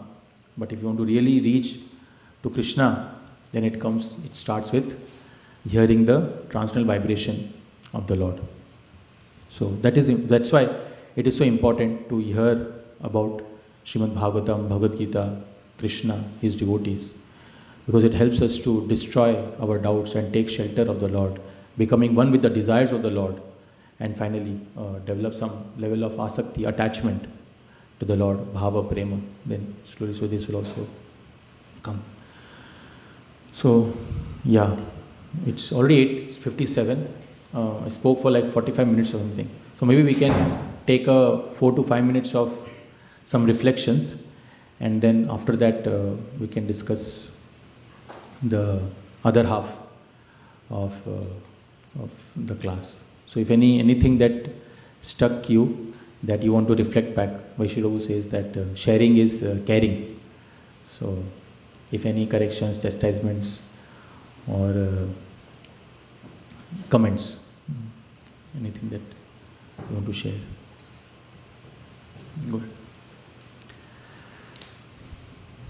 I really appreciate the point you made about how Krishna's presence in Mahabharata is what makes it transcendental, because whenever we dovetail anything in this life with Krishna, it raises it to that platform. And so as we go through this life and we're hearing and we try to look for Krishna in the mundane, we try to remember that he is in everything and outside of everything, it will absolutely change that perspective for the better. Thank you. I really love that point. Thank you, Kennedy. Yeah, that's why the reason Itihasas, Ramayana and Mahabharata was written, because people like stories. Once Vaishnavu said in the class that facts tell, stories sell. Right? So that's why Itihasas are there, Ramayana and Mahabharata. But it is not mundane Itihas. There is connection of Krishna, and that's why it becomes transcendental. Yeah, thank you. Anything else? One more and then we can go ahead. Yeah, go ahead. Go to Prabhu. Hare Krishna, Prabhu, thank you for bringing us so many nice stories and verses, Prabhu. They are so relishable. I really like the 4 kinds of favorable hearing and 4 kinds of unfavorable hearing. So how should one be selective and get the essence out of it, and how one should discriminate between mango and dry cakes? Yeah, mango and dry cakes. So could you elaborate more on that, Prabhu, that how can we be selective, because there are many devotees give Bhagavatam sessions, and I mean, should we be selective there on hearing Bhagavatam, and if we should be, I mean, if there are 2 Bhagavatam sessions itself, is there anything that, how can we be selective about it, Prabhu? Yeah, I mean, one basic thing that we have to do is it should be coming in disciplic succession. Where we have seen in time, lot of times in India, they will go to any Bhagavad Saptah, and for them it is only 2 things that should be there: Krishna and Bhagavatam. If these 2 words are there in the class, then whatever you want to speak, go ahead. I'm happy to hear. But we are being taught is, no, these are not just 2 important. These are obviously important things, but the entire teaching should be in disciplic succession. That is one thing. And also the realizations that are also spoken, it should be in line with the previous Acharya's teachings. There is a pastime where Vallabha Bhatt, he goes to Chaitanya Mahaprabhu, and first he wanted to basically defeat Chaitanya Mahaprabhu somehow. So he said that, it is said that we are Prakriti, Jivas are Prakriti, and Krishna is Purusha. So it can be given an analogy of wife and husband.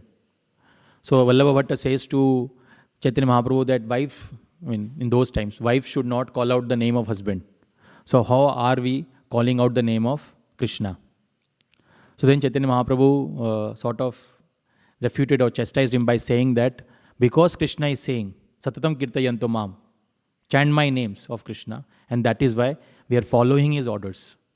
So if we are following his orders, then we are not doing any wrong thing. So like that, first he corrected him. And then other time, this is more important to your question, once Vallabha Bhatt came and he said that I have written a commentary on Srimad Bhagavatam. And this commentary is even better than Sridhar Swami. And Chaitanya Mahaprabhu had a lot of high regards for Sridhar Swami. He in fact said at one place that Sridhar Swami is the best commentary, has written best commentary on Srimad Bhagavatam. And then Chaitanya Mahaprabhu said that someone who doesn't accept the commentary of Srimad Bhagavatam, he was very strong. Chaitanya Mahaprabhu said he is nothing more than a mere prostitute. So he was so strong. Why? Because he was trying to come up with a commentary, that is okay, but he was trying to compare that commentary with Sridhar Swami, who himself is such a great saint. So even if it is mentioned something, it should be mentioned in a very humble way. And one thing which is extremely important is it should be in line with the previous acharyas. So I hope that helped. Do you want to add anything or? I will contemplate on the answer, Prabhu, before asking follow-up. Thank you, Prabhu. But yeah, thank you. It was a good question. Yeah, it is important that the source. And obviously, the easiest way is that tried and tested. We have heard many classes, and Vaishya Prabhu is here. So just it becomes easy hearing from our spiritual master. So yeah, Hare Krishna, Mukharvind Prabhu, Nal Pranam.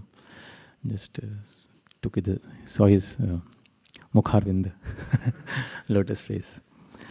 So yeah, so we'll go back to Srimad Bhagavatam purport. Machi, can we go to the second paragraph of that purport? This is 116.6, first canto, 16th chapter, verse number 6. Yeah. So our duration of life is not very long, and there is no certainty of when we shall be ordered to leave everything for the next stage. Thus it is our duty to see that not a moment of our life is wasted in topics which are not related with Lord Krishna. Any topic, however pleasant, is not worth hearing if it is devoid of its relation to Krishna. So, any topic, however pleasant, is not worth hearing if it is devoid of its relation to Krishna. In Srimad Bhagavatam, 1st canto, 5th chapter, verse number 10. Now, see, can we go to that verse? There are two verses, 10 and 11. So, we'll go to the 10th verse. Yeah.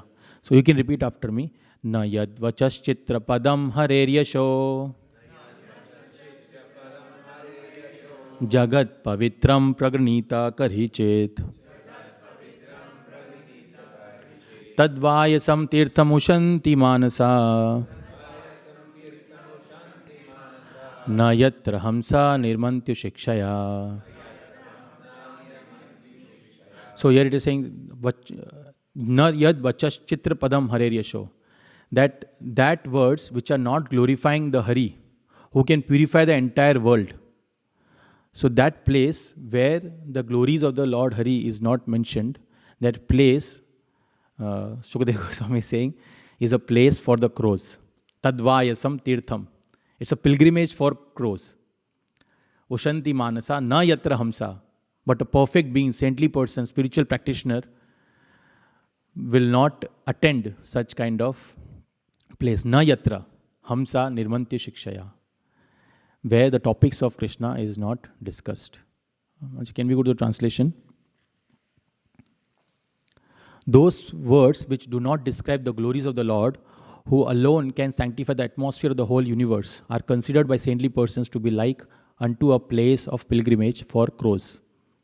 Since the all perfect persons are inhabitants of the transcendental abode, they do not derive any pleasure there. Kanai Thakur tell this story. Once he was in the train going from obviously one station to another. So he was in the upper berth. And, I mean, in India, if you go to train, you have like 3 levels: lower berth, middle berth, and upper berth. So he was sitting on the upper berth, and he saw one person also getting into the train, and he was also sitting on the upper berth. But Kanai Thakur was saying that he was reading the book, Bhagavad Gita, and the other person was just sitting. So obviously, when the next station came, that person realized that, he's just getting bored. So what he did is he bought some magazines and some newspapers he bought. And then he sat in the train, and then he was busy reading. And then here Kanai Thakur was also reading his Bhagavad Gita. And then the station came of that other person. So he was about to get down. But then he said, so Kanai Thakur asked that because he forgot that magazines and newspapers on that upper berth only. So Kanai Thakur said that you forgot that those magazines and that newspapers. And then that person said, Raddi hai. Basically it means in English, it's a scrap. It's a waste. And then Kanai Thakur was contemplating that scrap he had put in his head for this entire journey. He knew it is a scrap, right? But still he was happy to take it, right? It's like a camel, correct? You are trying to find happiness even in things which are actually mundane. So there was one ad. It was a Spanish ad where a man, he every day he used to give grains to pigeons. So one day when he came, that he was an old man, he saw that on the seat where he used to sit to give grains to the pigeons, all other people were sitting there. So what he did is he bought a chair, and he bought a chair from a shop. It was basically the ad of that shop. So he bought that chair from that shop, and then he sat, and obviously he was feeling very comfortable, right? So then he started giving the grains to the pigeons, and he felt so comfortable that he felt that now he can go around the entire world using that chair. So wherever he used to go, he used to, let's say, party, or he used to put a tattoo. I mean, that's how the entire ad was going. He was putting a tattoo on his hand, then going to bar, singing, then even playing with the kids. Everything he was doing using that chair, right? And then at the end of that entire ad, it was mentioned, Empizo algo nuevo. Prabhu, can you translate? Empiezo algo nuevo. It basically means start something new. Start something new. So even at that age also he wanted to start something new, right? But we have been taught that whenever we can, we should try to start something spiritual. In fact, the same thing Srila Prabhupada mentions in Nectar of Instruction second in this Prajalpa Niyamagraha. Maji, can we go to second verse of Nectar of Instruction? This is NOI 2. There is one paragraph where Srila Prabhupada mentions exactly the same thing, how at old age some people get diverted. So, Hare Krishna. Nectar of Instruction, verse number 2.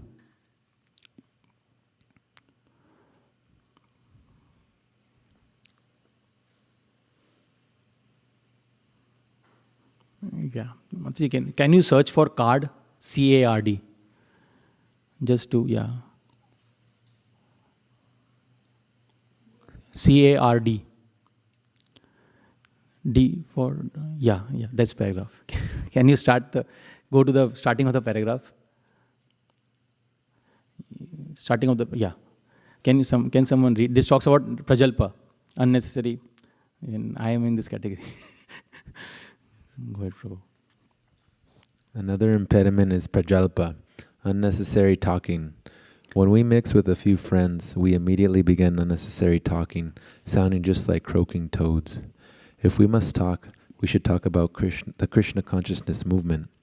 Those outside of the Krishna consciousness movement are interested in reading heaps of newspapers, magazines, and novels. Right, like that person in the train station, right? And also that old man also, right? Busy in newspapers, magazines. Solving crossword puzzles and doing many other nonsensical things. In this fashion, people simply waste their valuable time and energy.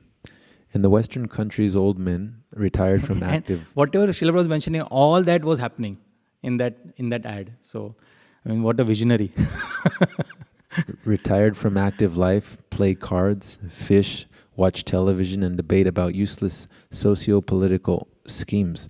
All these and other frivolous activities are included in the Prajalpa category. Intelligent persons interested in Krishna consciousness should never take part in such activities. Yeah. Once Narad Muni, he came to India, Bharat, and what he saw is so many people going to Jagannath Puri temple, going to Rameshwaram, then visiting Vrindavan, going to Kumbh Mela. So Narad Muni became very happy.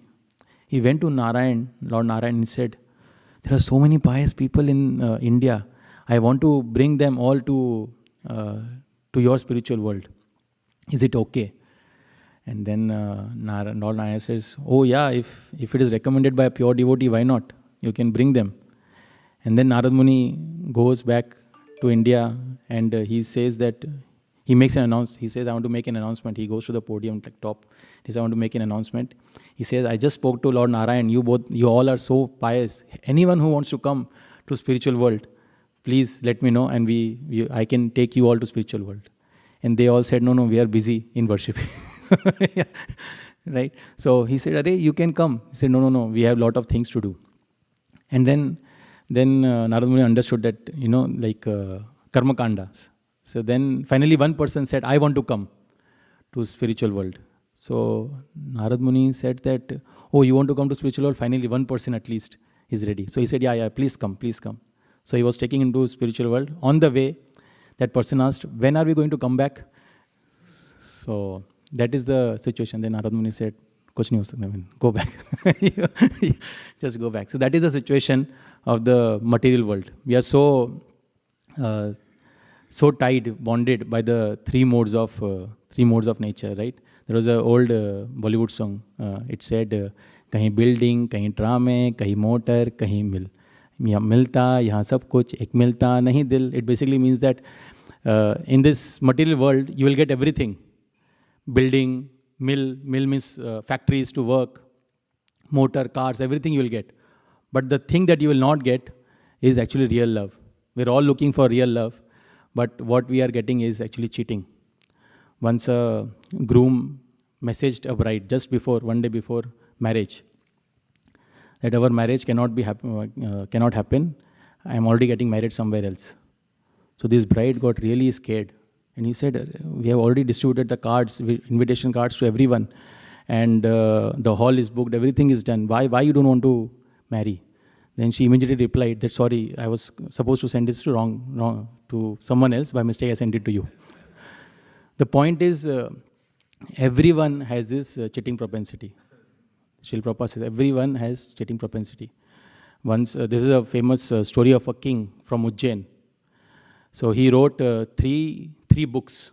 It's called Shatakams. First he wrote, it was called as Shringar Shatakam. Shringar Shatakam means 100 verses. And Shringar means he had married a queen, lady. So just describing the beauty, he wrote something called a Shringar Shatakam, 100 verses glorifying her beauty. And he was a great king, very amazing king. So he also wrote 100 verses explaining how the kingdom should be run. It was known as Niti Shatakam. So this king, he wrote these two Shatakams, and then one sage was very, very inspired by this person. So he came to the kingdom and he said, I want to give you a special fruit. This special fruit, I want to give it to you. So this king took that fruit and he thought that, he felt very humbled that this sage is giving to me this fruit. So he felt that, what will I do of this fruit? I want to also give it to some special person. And he gave it to his queen. And that queen was thinking that, oh, such a nice gift this guy has given me, but what will I do of this? So she thought that I will give it to a person whom I feel very special about. So she gave it to that, to a horse rider who used to take her everywhere. She was in love with her and then with him. And that horse rider gave it to someone else. And then finally that lady felt that, oh, this is a special food. I want to give it to someone who I really had a lot of attraction for. And then she came to the kingdom. And she wanted to give this to king. And then king realized that this fruit has traveled all the way, come back to me. And he understood that that whatever we are looking for in this world, love, that is actually futile. We will not get the real love. And then he wrote another Shatakam. It was known as Vairagya Shatakam. 100 verses glorifying renunciation. So we see that how each and every one of us are looking for love, but actually we are getting cheated left and right. Srila Prabhupada mentions there are 4 human defects, and that is mentioned by first time by Jiva Goswami in Tattva Sandarbha. He says there are 4 human defects are Brahma, Pramada, Vipralasa, and Karana Patava. Brahma is illusion. There are 2 kinds of illusion. One is, as soon as we take birth, like when we buy a car, there are some default setting, right? When I was buying a car, I was asking everyone, blind spot monitor is there or not? And then one person said, that's a default now, that comes in every car. So like that, when you take birth, Acharya explained there's a default setting that we have. The default setting is, obviously this is for people who are not Nitya Siddhas or great Vaishnavas. So as soon as they take birth, the first thing, Brahma, first level of Brahma, 2 levels of Brahma, the first level of Brahma that comes, or illusion that comes, is that we associate ourselves with the body. That's a default setting that comes when we take birth. And second illusion is when we see things and we get illusion. Like for example, mirage in a desert, right? That is another kind of illusion. So there are 2 types of illusion that Acharyas explain. That is Brahma. Pramada is making mistakes, correct? There are 4 defects. First is Brahma. Brahma means illusion. Second is Pramada. Pramada means making mistakes. Third is Vipralapsa. Vipralapsa is this, cheating propensity. Like when I was just doing some renovation in my house, so that guy gave me some coat. So what I did is I told that, no, this is very costly. And I tried to cut 20% and I said, this much I will give. I gave some number. And then he was, said, no, this is very less. And then finally we came to some middle ground. So 10% discount I sort of got.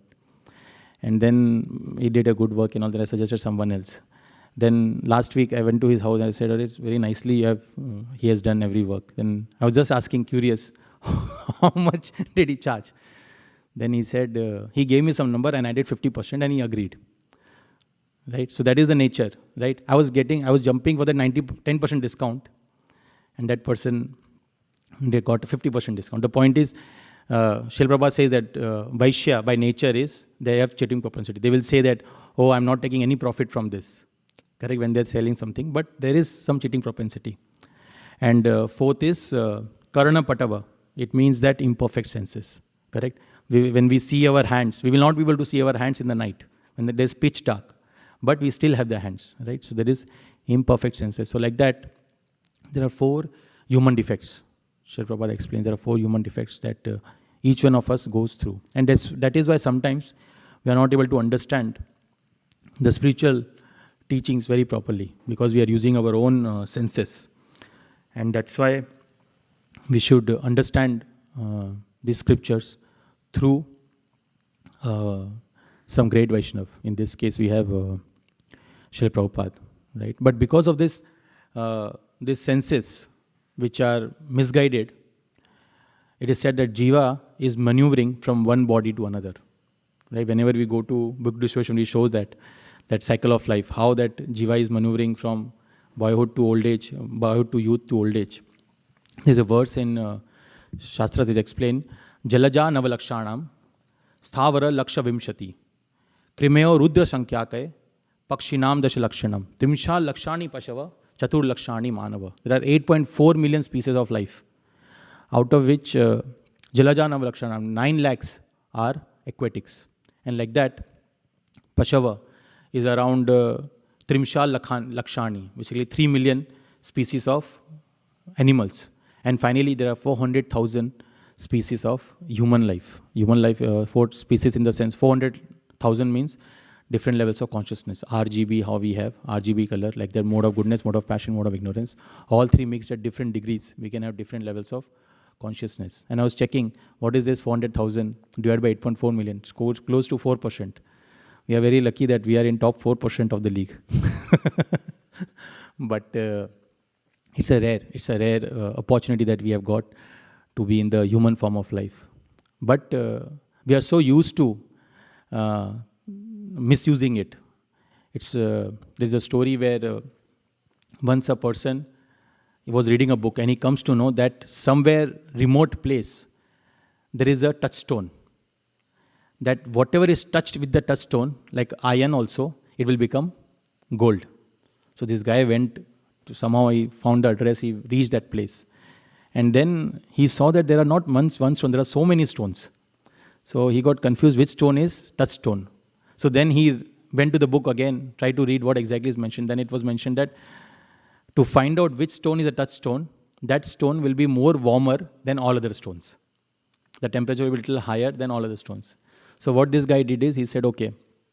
So he picked up one stone and he understood that what is the temperature of one stone.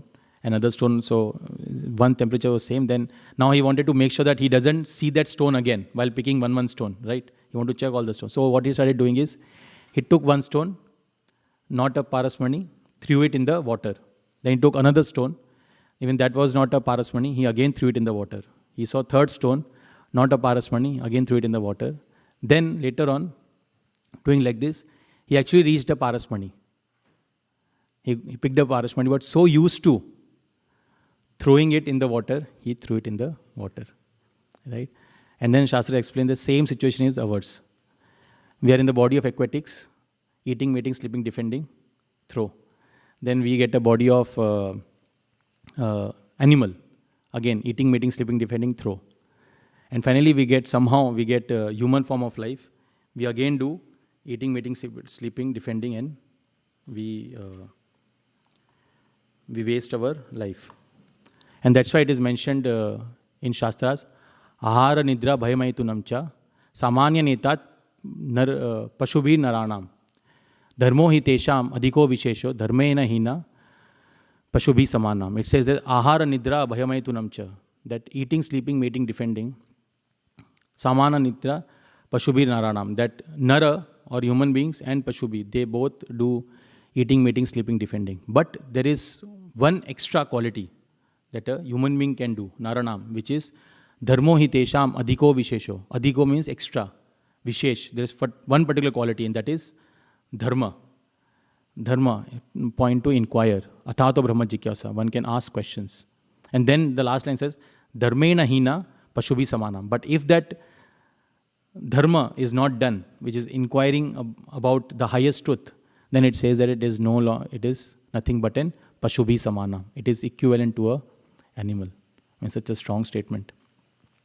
But basically it is saying that human form of life is very, very rare, and one should take full advantage of this life.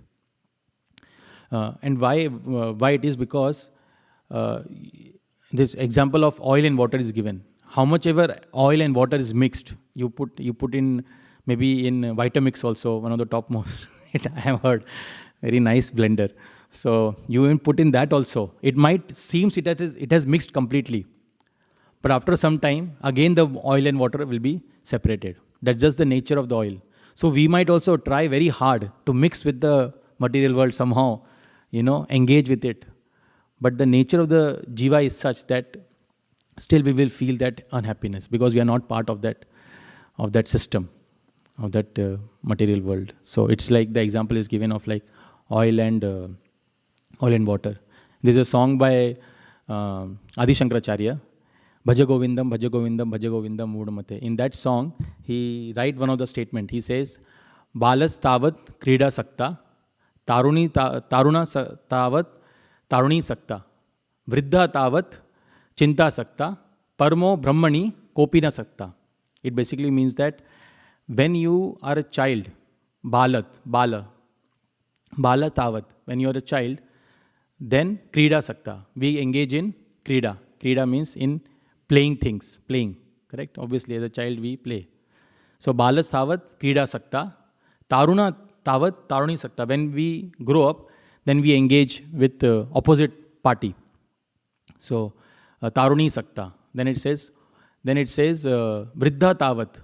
When one become old, then one engages with chinta sakta. One has lot of anxiety and depression. It is said that 1 in every 3rd person goes to psychiatrist. 1 in every 3rd psychiatrist also goes to other psychiatrist. So basically, vriddha tavat chinta sakta, brahmani, para brahmani, kopina sakta. That one who is an intellectual person or one who is a spiritual person, he doesn't get affected by such attachments. But when I was contemplating, when Adi Shankaracharya wrote this, that time the situation was different. Now, at every age, one is going through all the 3 problems. Right? In childhood only, one is going through taruni also, one is going through krida also, and obviously depression. And when one takes the adulthood, that time also they are playing games. Now so many new have come. I don't want to name, but you understood. So playing games, and then obviously other party, and then obviously continuously anxiety is there that layoffs should not happen or something like that, right? Or whether promotion will come and get or not, bonus will get or not, something or the other, some anxiety is there. And then at the end, when vriddha tavat, old age is there, that time also they are playing, right? We saw in that old age example that I said, they are playing at the same time. They are also engaging with other party. There was a person, his name was Glenn Wolfe. He has a record of marrying 30 times, different times, 30, monogamy. At the age of 80, finally he married 30th time to a person who married 23 times already. So that is the nature, right? Old man. So other party, and obviously there is chinta. So that is the nature of this material world. And that's why we are so, that unhappiness is continuously there, right? And that's why our entire world, our entire life is completely surrounded by this WWW, World Wide Web. It's also known as Internet. I was looking yesterday, Internet, what it means in Hindi. It means Antarjal. So Jal means a trap. So basically we are trapped in this way of Maya, in terms of trap. One devotee explained what this WWW means for our life. So in childhood, W means write exams. In adult, W means work in office. And in old age, final W means worry about other things. And all these 3 W's lead to weep, weep, weep at the final stage of our life. So, yeah, that's why it is so important that we take this life of Krishna consciousness very seriously. It is said that पहले, it's in Hindi, it said that पहले सोते थे तो शरीर को आराम मिलता था, अब सोते हैं तो मोबाइल को आराम मिलता है. It basically means that when earlier we used to sleep, body used to get rest. But now when we sleep, then mobile gets rest. Right? So that is the hard truth about the way material world is. But the beauty is, we saw that in the purport. A devotee used everything for Krishna's purpose.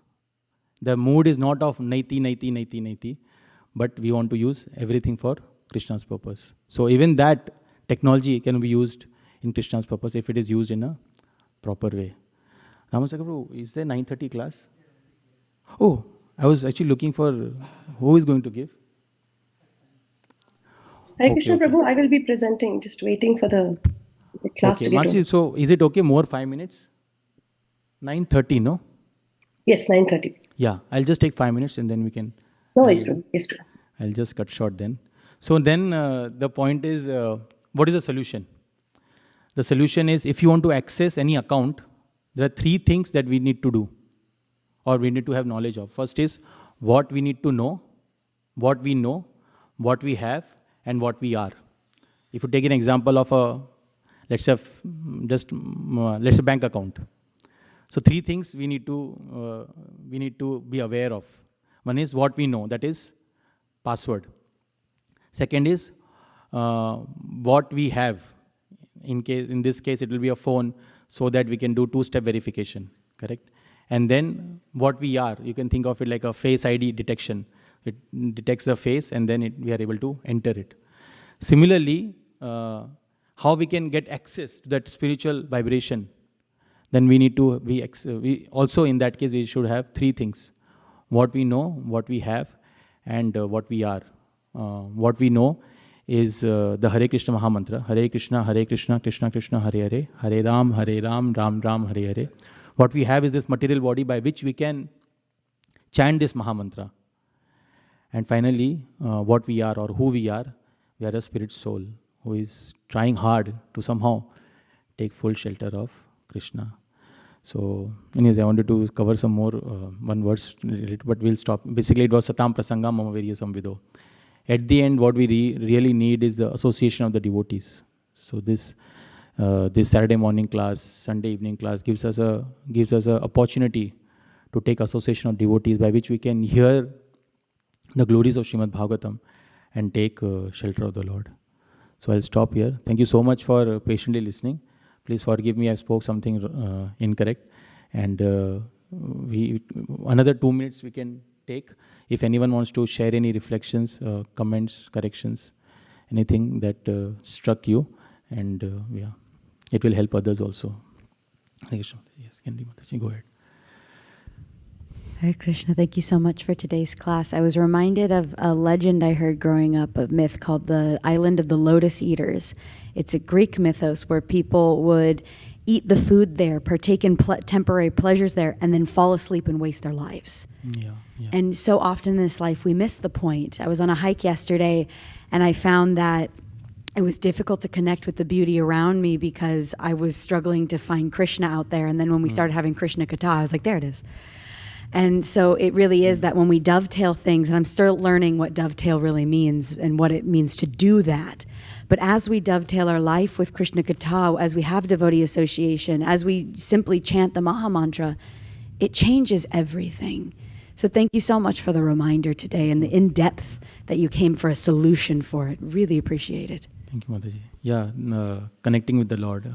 Somehow if we can dovetail. In fact, what Mataji said, same thing happened with me also. When I came in Krishna consciousness, I was hearing a class and that the devotee was sitting right in the front and he was telling to Vaishyaru that we need to dovetail our life to Krishna consciousness. He was sharing the comment and I was wondering what this dovetail means. What do you mean by dovetail your life with Krishna consciousness? But now over a period of time, at least theoretically, I understand what, but yeah, I was able to connect with what Mataji was. Thank you, Mataji.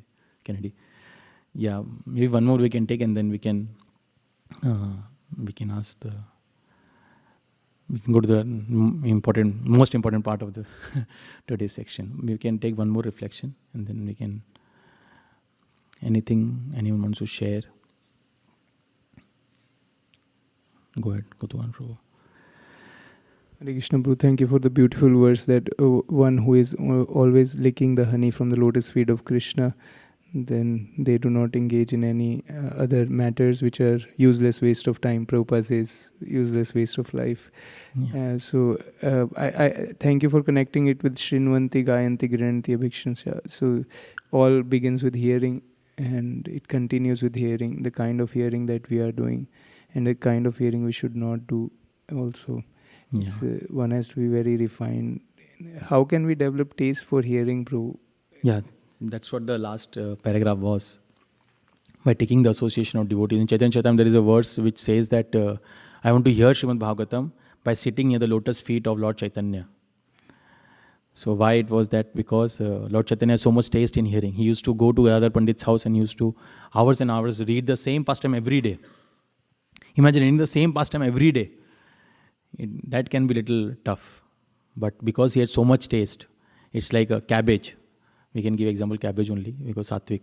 So one peel, how we are peeling one thing and basically more we read, more layers of information or knowledge we are able to imbibe. So taking shelter of someone who has the taste of hearing Krishna Katha, that helps us to, yeah. And especially the other thing is shuka, parrot. If we have heard something and if the way to keep it imbibed or stay more is by sharing. Because when we share, it helps us to remember more deeper. And situation will come in our life where these verses will actually help us to see the same thing in a very high level, little higher vision or spiritual vision. So, yeah. Thank you. But please pray that whatever I am speaking, I am able to follow myself. The world is crazy. So, yeah. Hare Krishna. Thank you.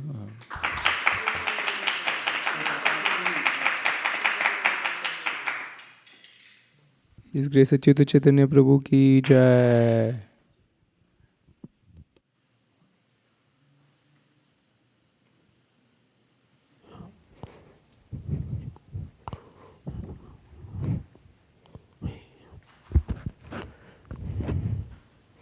Hi Krishna and welcome to ISKCON Silicon Valley.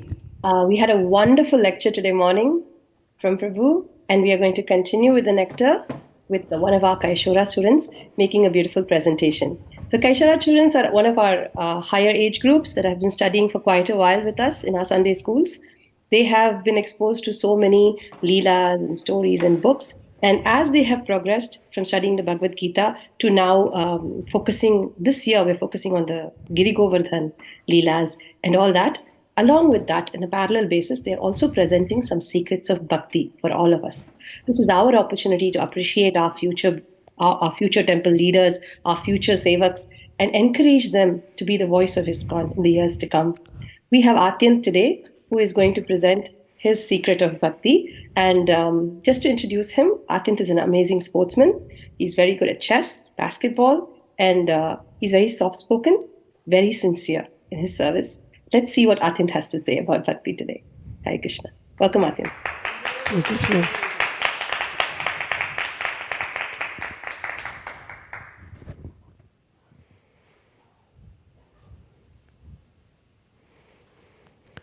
Hare Krishna, dear devotees. My name is Atyant, and today I'll be presenting on how to cultivate spiritual relationships.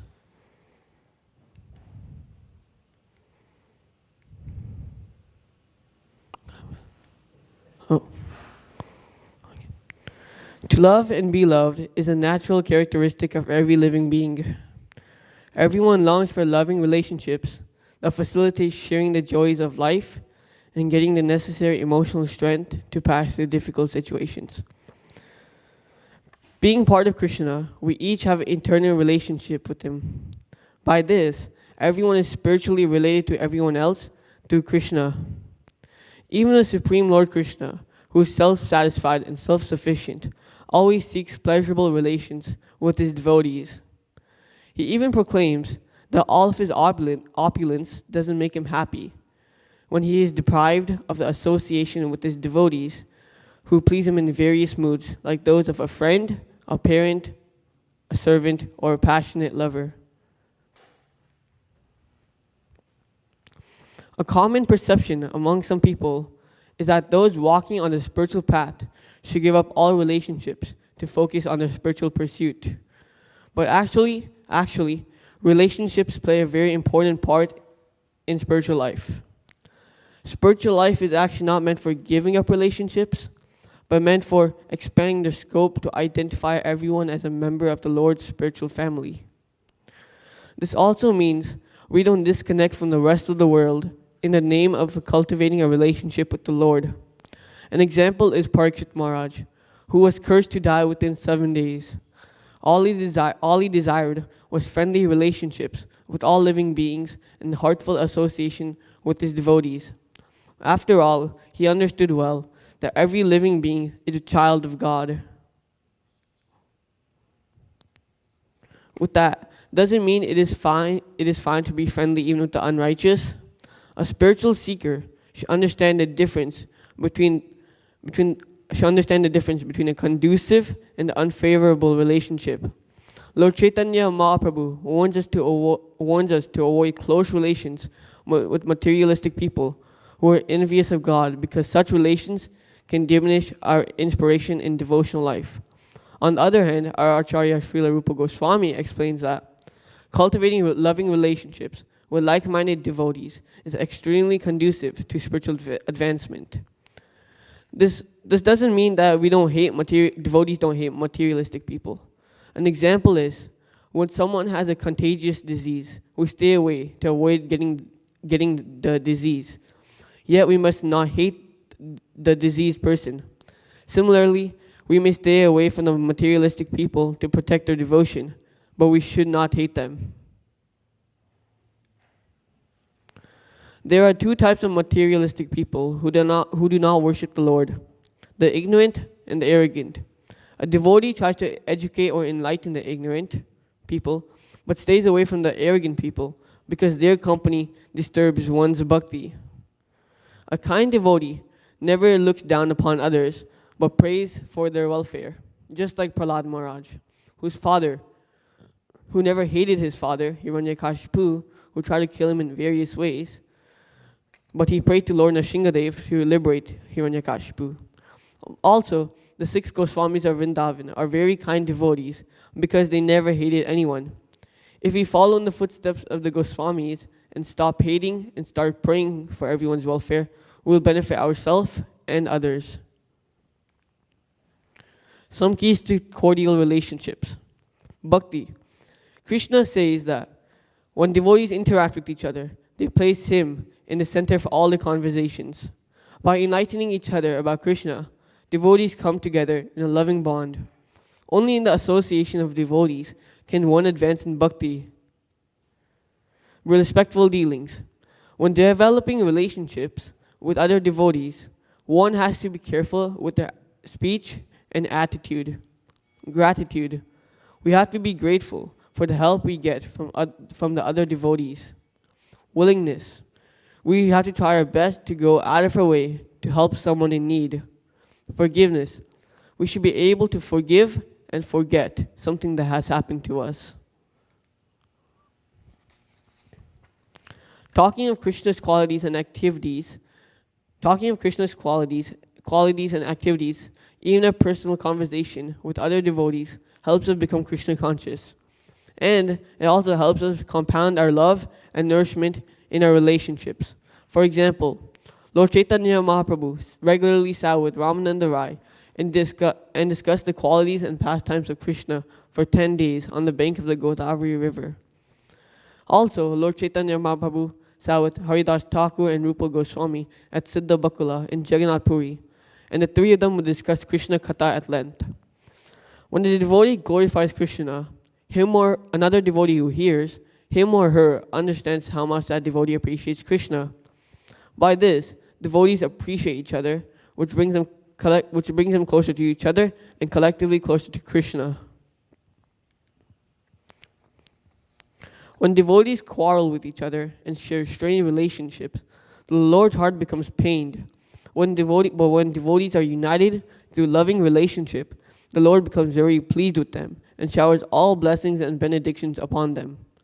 Just like the Prachetas, the 10 brothers who worshipped the Lord together underwater for 10,000 years. The Lord then appeared and praised them for their unity in devotional service. Just like the Prachetas, the Pandavas also set a great example of unity. Although all of them had different natures and unique skills, they were all united by having Krishna in the center. By keeping Krishna in the center, we can have our own unique personality while respecting others for who they are. Orienting our lives in a similar way helps us build loving relationships. We can experience nourishment in our relationships with devotees through spiritual discussions and service. At the same time, we can show compassion to the innocent people by bringing them to the spiritual path. Thank you for listening. Hare Krishna.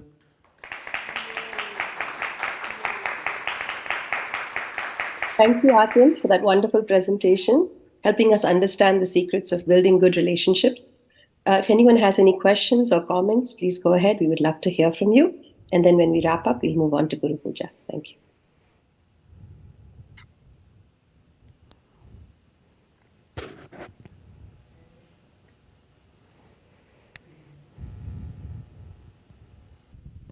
No? We're all good? Yeah, thank you. Hare Krishna. Oh, there we go. I just wanted to say thank you so much for this presentation. It fits in so wonderfully with today's lecture, and you spoke it so succinctly with such wonderful points that I'm absolutely going to bring into my own life. And I had a question for you about quarreling, especially between devotees, because we're human. As was spoken in the lecture, we do have four defects. When we inevitably do quarrel, or at least when I inevitably do quarrel, what can we do to use that to strengthen the relationship, or how can we resolve that in a way that best benefits everyone? We can talk. Thank you for the compliments, Mataji. We can talk to our mentors or gurus to help us build strengthen our abilities that we need to do to help you or us that can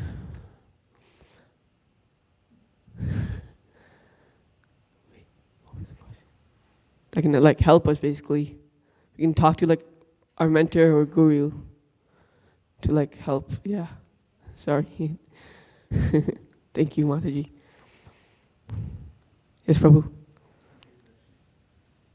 Hare Krishna. Thank you, Prabhu, for bringing so many nice slides. I really like the pictures and how you narrated the stories of the devotees, that they are always very kind to others. 6 Goswamis were gentle to the, were popular amongst the gentle and the ruffians.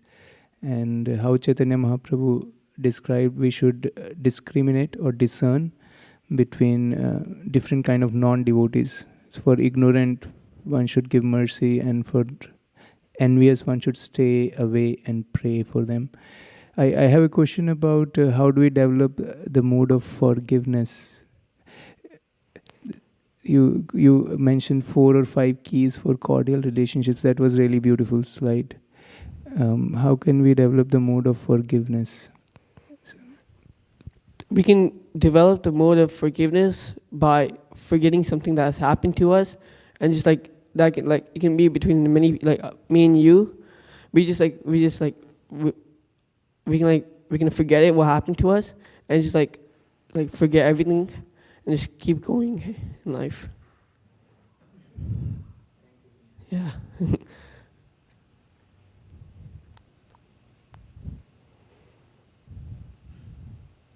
Thank you so much, Prabhu, for the question. Thank you, Atyan, for reminding us that there is always Guru, Sadhu, and Shastra to lean on when we are in times of trouble or challenges, to be able to ask our seniors, superiors, to take guidance from the Shastra, to remember that we're all serving Krishna together.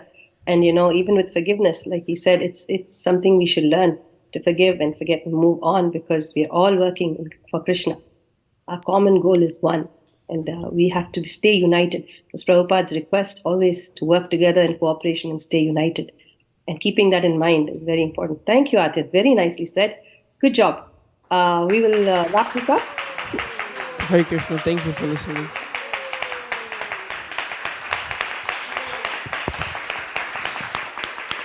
Wrap this up and we'll run to the puja. Thank you so much.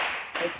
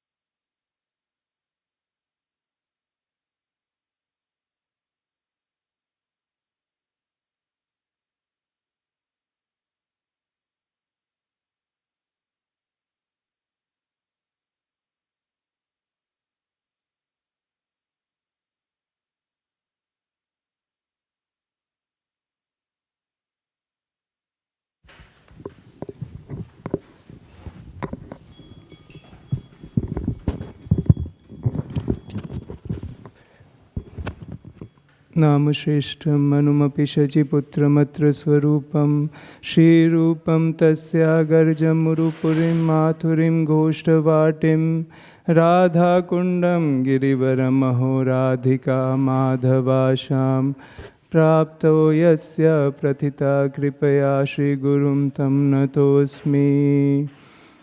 हे गुरो ज्ञानदादीन बंधो स्वानंददाता करुणैक सिंधो वृंदावनासी नहितावतारा प्रसीद राधा प्रणय प्रचार। हे दीन बंधो करुणैक सिंधो कुरु प्रसादं मयि मंद मूढ़े लक्षापराधे बहुपापगादे तत्पादपद्मे सुमतिश्च कृष्णे नैवोपयन्ति अपि चितिं कवयस्तवेषा ब्रह्मायुषापि कृतमृद्धमुधा स्मरन्ता योऽन्तर्बहिस्तनुभृतामशुभं विधुन्वन् आचार्य चैत्य वपुषा स्वगतिं व्यनक्ति। I bow down to the beautiful lotus feet of my spiritual master, by whose causeless mercy I have obtained the supreme holy name, the divine mantra, the service of the son of Shachi Mata, the association of Srila Swarup Damodar, Rupa Goswami, and his older brother Sanatan Goswami, the supreme abode of Mathura, the blissful abode of Vrindavan, the divine Radha Kund and Govardhan Hill, and the desire within my heart for the loving service of Sri Radhika and Madhava in Vrindavan.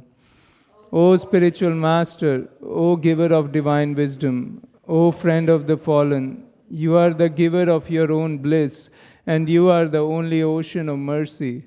Although dwelling in Vrindavan, you have descended for the welfare of fallen souls like myself, and you are preaching the divine love of Radha for Krishna.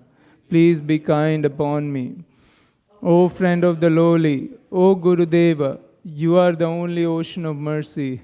I am a dull fool and have committed hundreds of thousands of offenses. I have fallen into a dense myriad of sins. Therefore, grace me with your mercy, so that my mind may be fixed on your lotus feet and on Sri Krishna. O my Lord, transcendental poets and experts in spiritual science could not fully express their indebtedness to you, even if they were endowed with the prolonged lifetime of Brahma. For you appear in two features, externally as the Acharya and internally as the Super Soul. to deliver the embodied living being by directing him how to come to you. The lotus feet of our spiritual master are the only way by which we can attain pure devotional service. I bow to his lotus feet with great awe and reverence. By his grace, one can cross the ocean of material suffering and obtain the mercy of Krishna. Our only wish is to have our consciousness purified by the words emanating from his lotus mouth. Attachment to his lotus feet is the perfection that fulfills all desires. He opens our darkened eyes and fills our hearts with transcendental knowledge. He is our Lord, birth after birth. From him, ecstatic prema emanates. By him, ignorance is destroyed. The Vedic scriptures sing of his character. Our spiritual master is the ocean of mercy, the friend of the poor, and the Lord and master of the devotees. O Master, be merciful unto us. Give us the shade of your lotus feet. Your fame is spread all over the three worlds. We take shelter of your lotus feet. Shri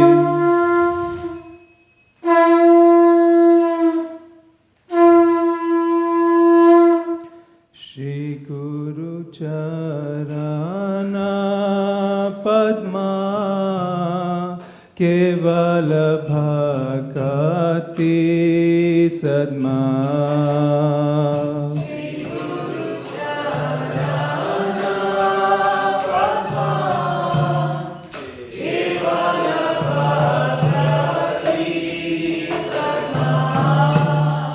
Bandho Mohi Savadhana Mate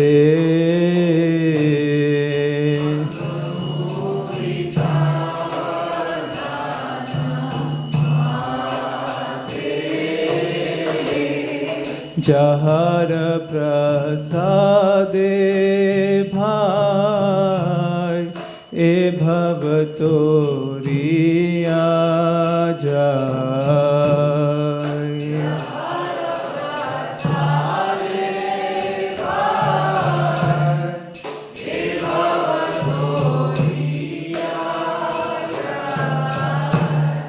Krishna Prapti Hoye Jaha Hoye Te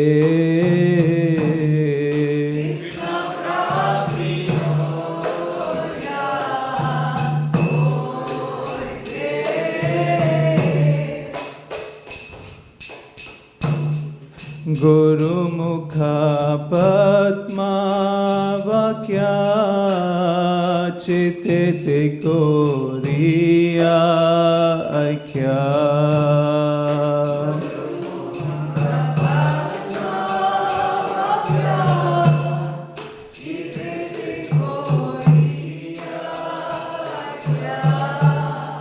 Arana Kori Ho Mane Asha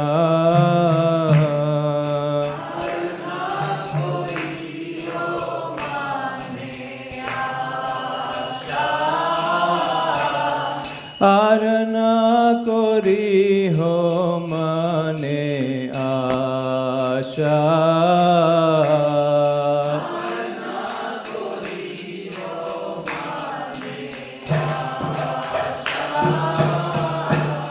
Shri Guru Charane Rati Aise Uttama Gati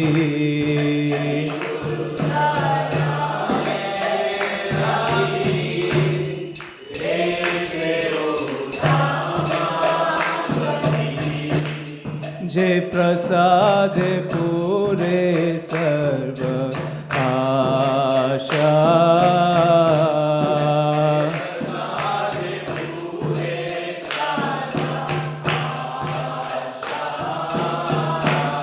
Je Prasade Pure Sarva Asha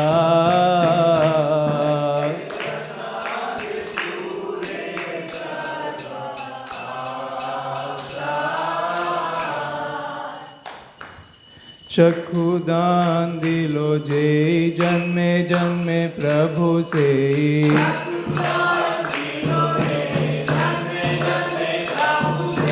Divya ज्ञान हृदय प्रकाशितो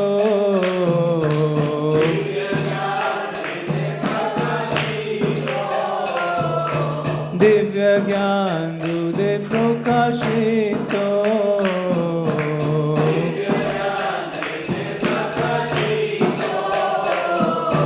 प्रेमा भक्ति जहा होइते अविद्या विनाशा जायते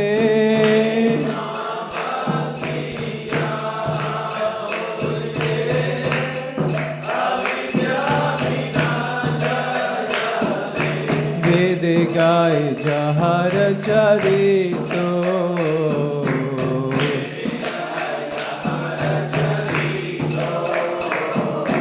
वेद गाय जहर चरितो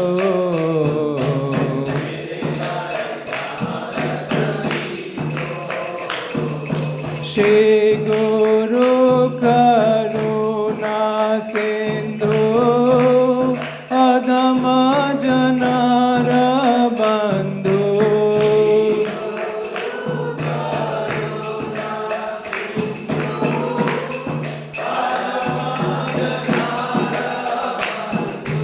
लोकनाथ लोके राजीवाना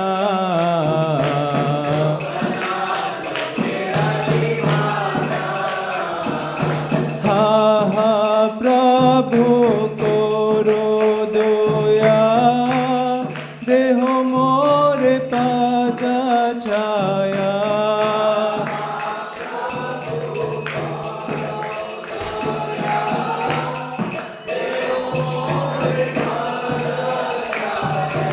ए बेजाश्रु शुक्रे भुवाना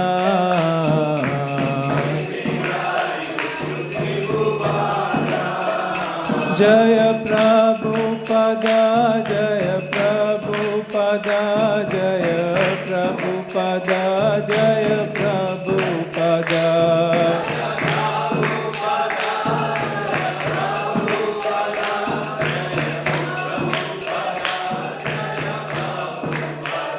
जय प्रभु पदा जय प्रभु पदा जय प्रभु पदा जय प्रभु पदा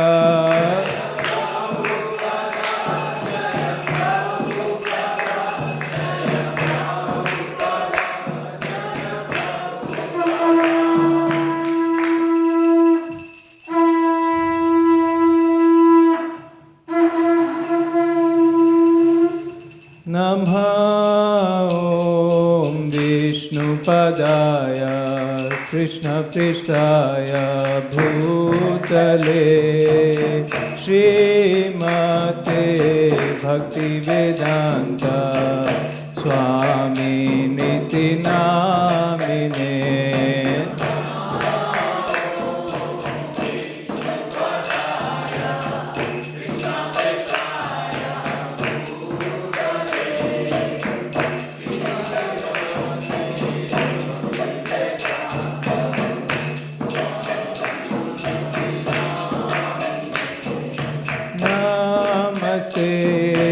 सरस्वती देवे गौरवाणी प्रचारिणे निर्विशेष शून्यवादी पाश्चात्यादिशतारिणे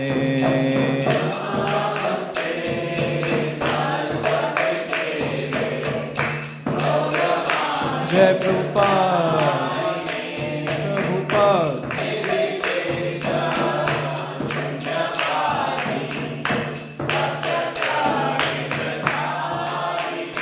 जय श्री कृष्ण चैतन्य प्रभु नित्यानंद श्री अद्वैत गदाधर शिवासादि गौर भक्तवृंद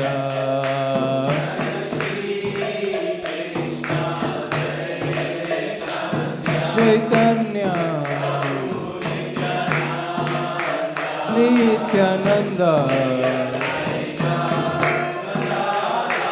Gadadhar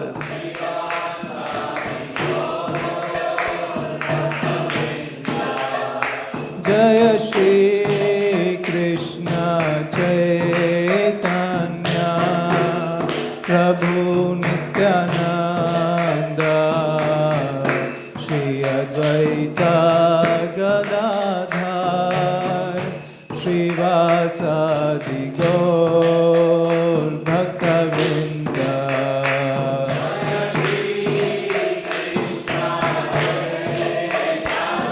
Chaitanya Nityananda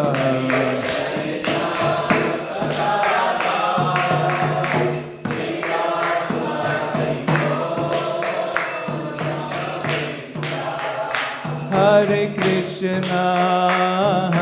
Krishna, Krishna Krishna, Hare Hare, Hare Rama,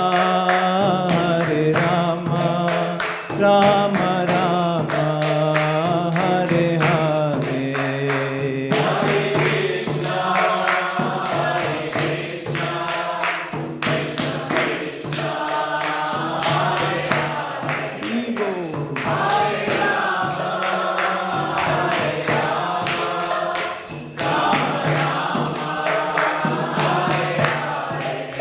Hare Krishna, Krishna Krishna, Hare Hare, Hare Rama, Rama Rama, Hare Hare.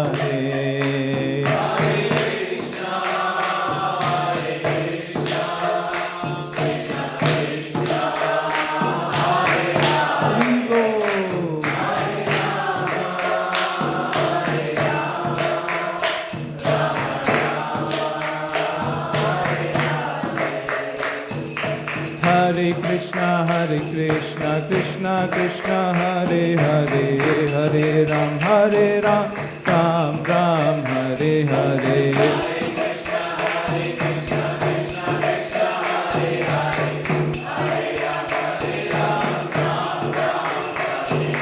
Hare Krishna, Krishna Krishna, Hare Hare, Hare Ram, Ram Ram, Hare Hare.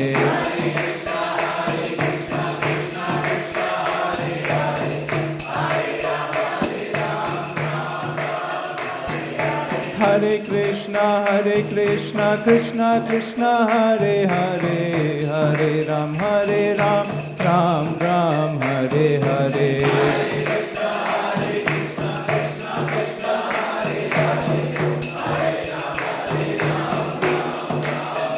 Hare Krishna, Krishna Krishna, Hare Hare, Hare Rama,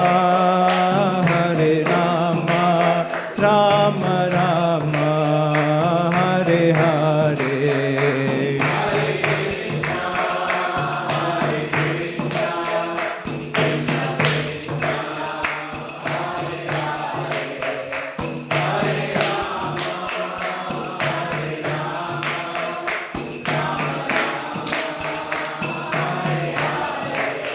Jaya Radha Madan Mohan, Radha Madan Mohan, Radhe.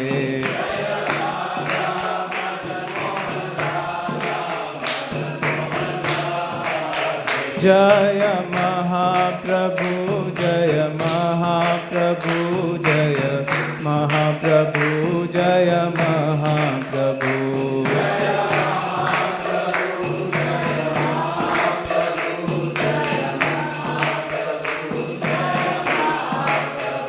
Jaya Lakshmi Narasimha, Jaya Lakshmi Narasimha, Jaya Lakshmi Narasimha, Jaya Ananta Dev.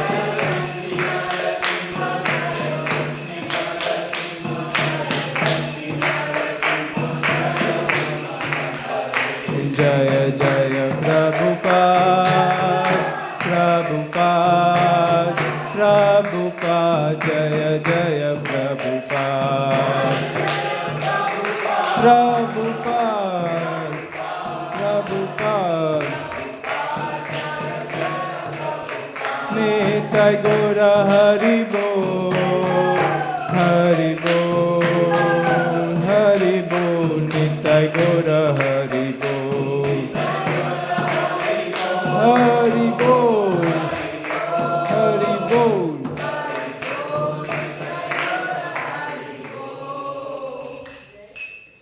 जय श्री श्री राधा मदन मोहन भगवान की जय, श्रीमान महाप्रभु की जय, श्री श्री लक्ष्मी नरसिंहदेव भगवान की जय, जगत गुरु श्रीला प्रभुपाद की जय, समवेत गौर भक्त वृंद की जय. Hare Krishna. Now we have announcements. Okay, what's next? Announcements. Okay. Hare Krishna, dear devotees. Thank you so much for joining us on Saturday morning. We are very happy to have you. Let's chant Hare Krishna Mahamantra for every one of us.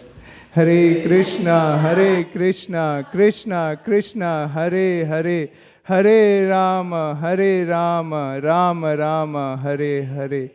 Do we have any first timers today joining us? Hare Krishna. Your name, Mataji?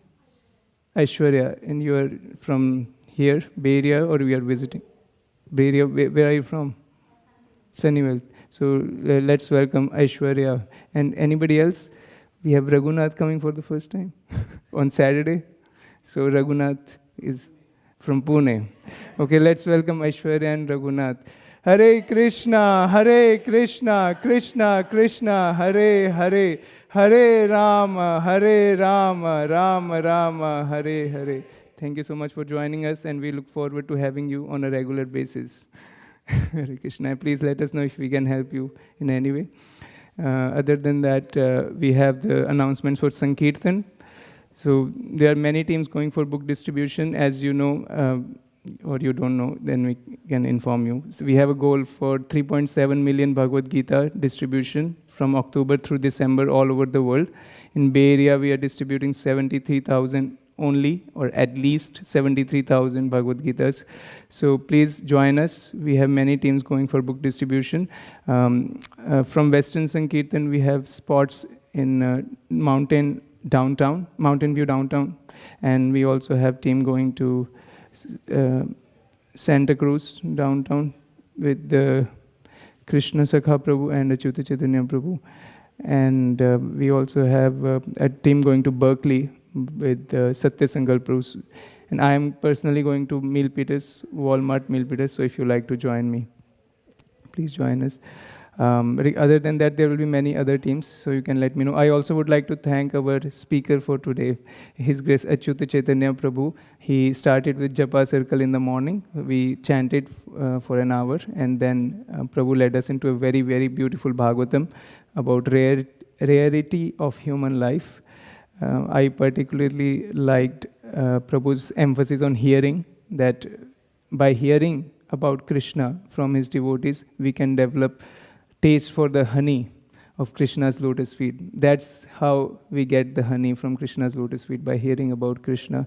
And Prabhu told us how we should be selective in our hearing. We should hear in the mood of the sampradaya. It should come from a pure devotee, and in our case, we have Srila Prabhupada. So let's thank His Grace Achyuta Chaitanya Prabhu. Hari Bol! Hari Bol! Hari Bol! Hari Bol! Hari Bol! Hari Bol!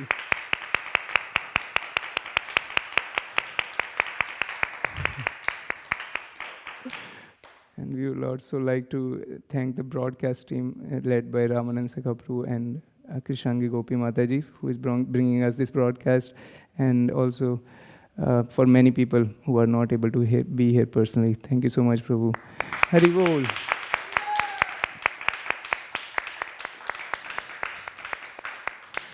Any other announcements? So we'll have Sunday feast tomorrow, 3:30. Please join us. And if you like to help with packing books or in the kitchen, we have a lot of service for cleaning. If you would like to volunteer, please let us know. And who are the cooks for today? Anybody knows? Okay. Hansapriya Mataji and her team. So let's thank Hansapriya Mataji and her team for the prasadam. Hari Bol! Hari Bol! Hari Bol! Next is prasadam prayers. Sharira Vidyaja Jodendriya Tahika Jibe Phele Vishaya Sagore Tar Madhe Jibhayati Lobho Maisu Durmati Take jeta katina samsare Krishna Bogodoyamo Kori bare jibhaja Swaprasadanna dilo bhai Se annamrita pao Radha Krishna guna gao Preme dako Chaitanya nita Preme dako Shri Chaitanya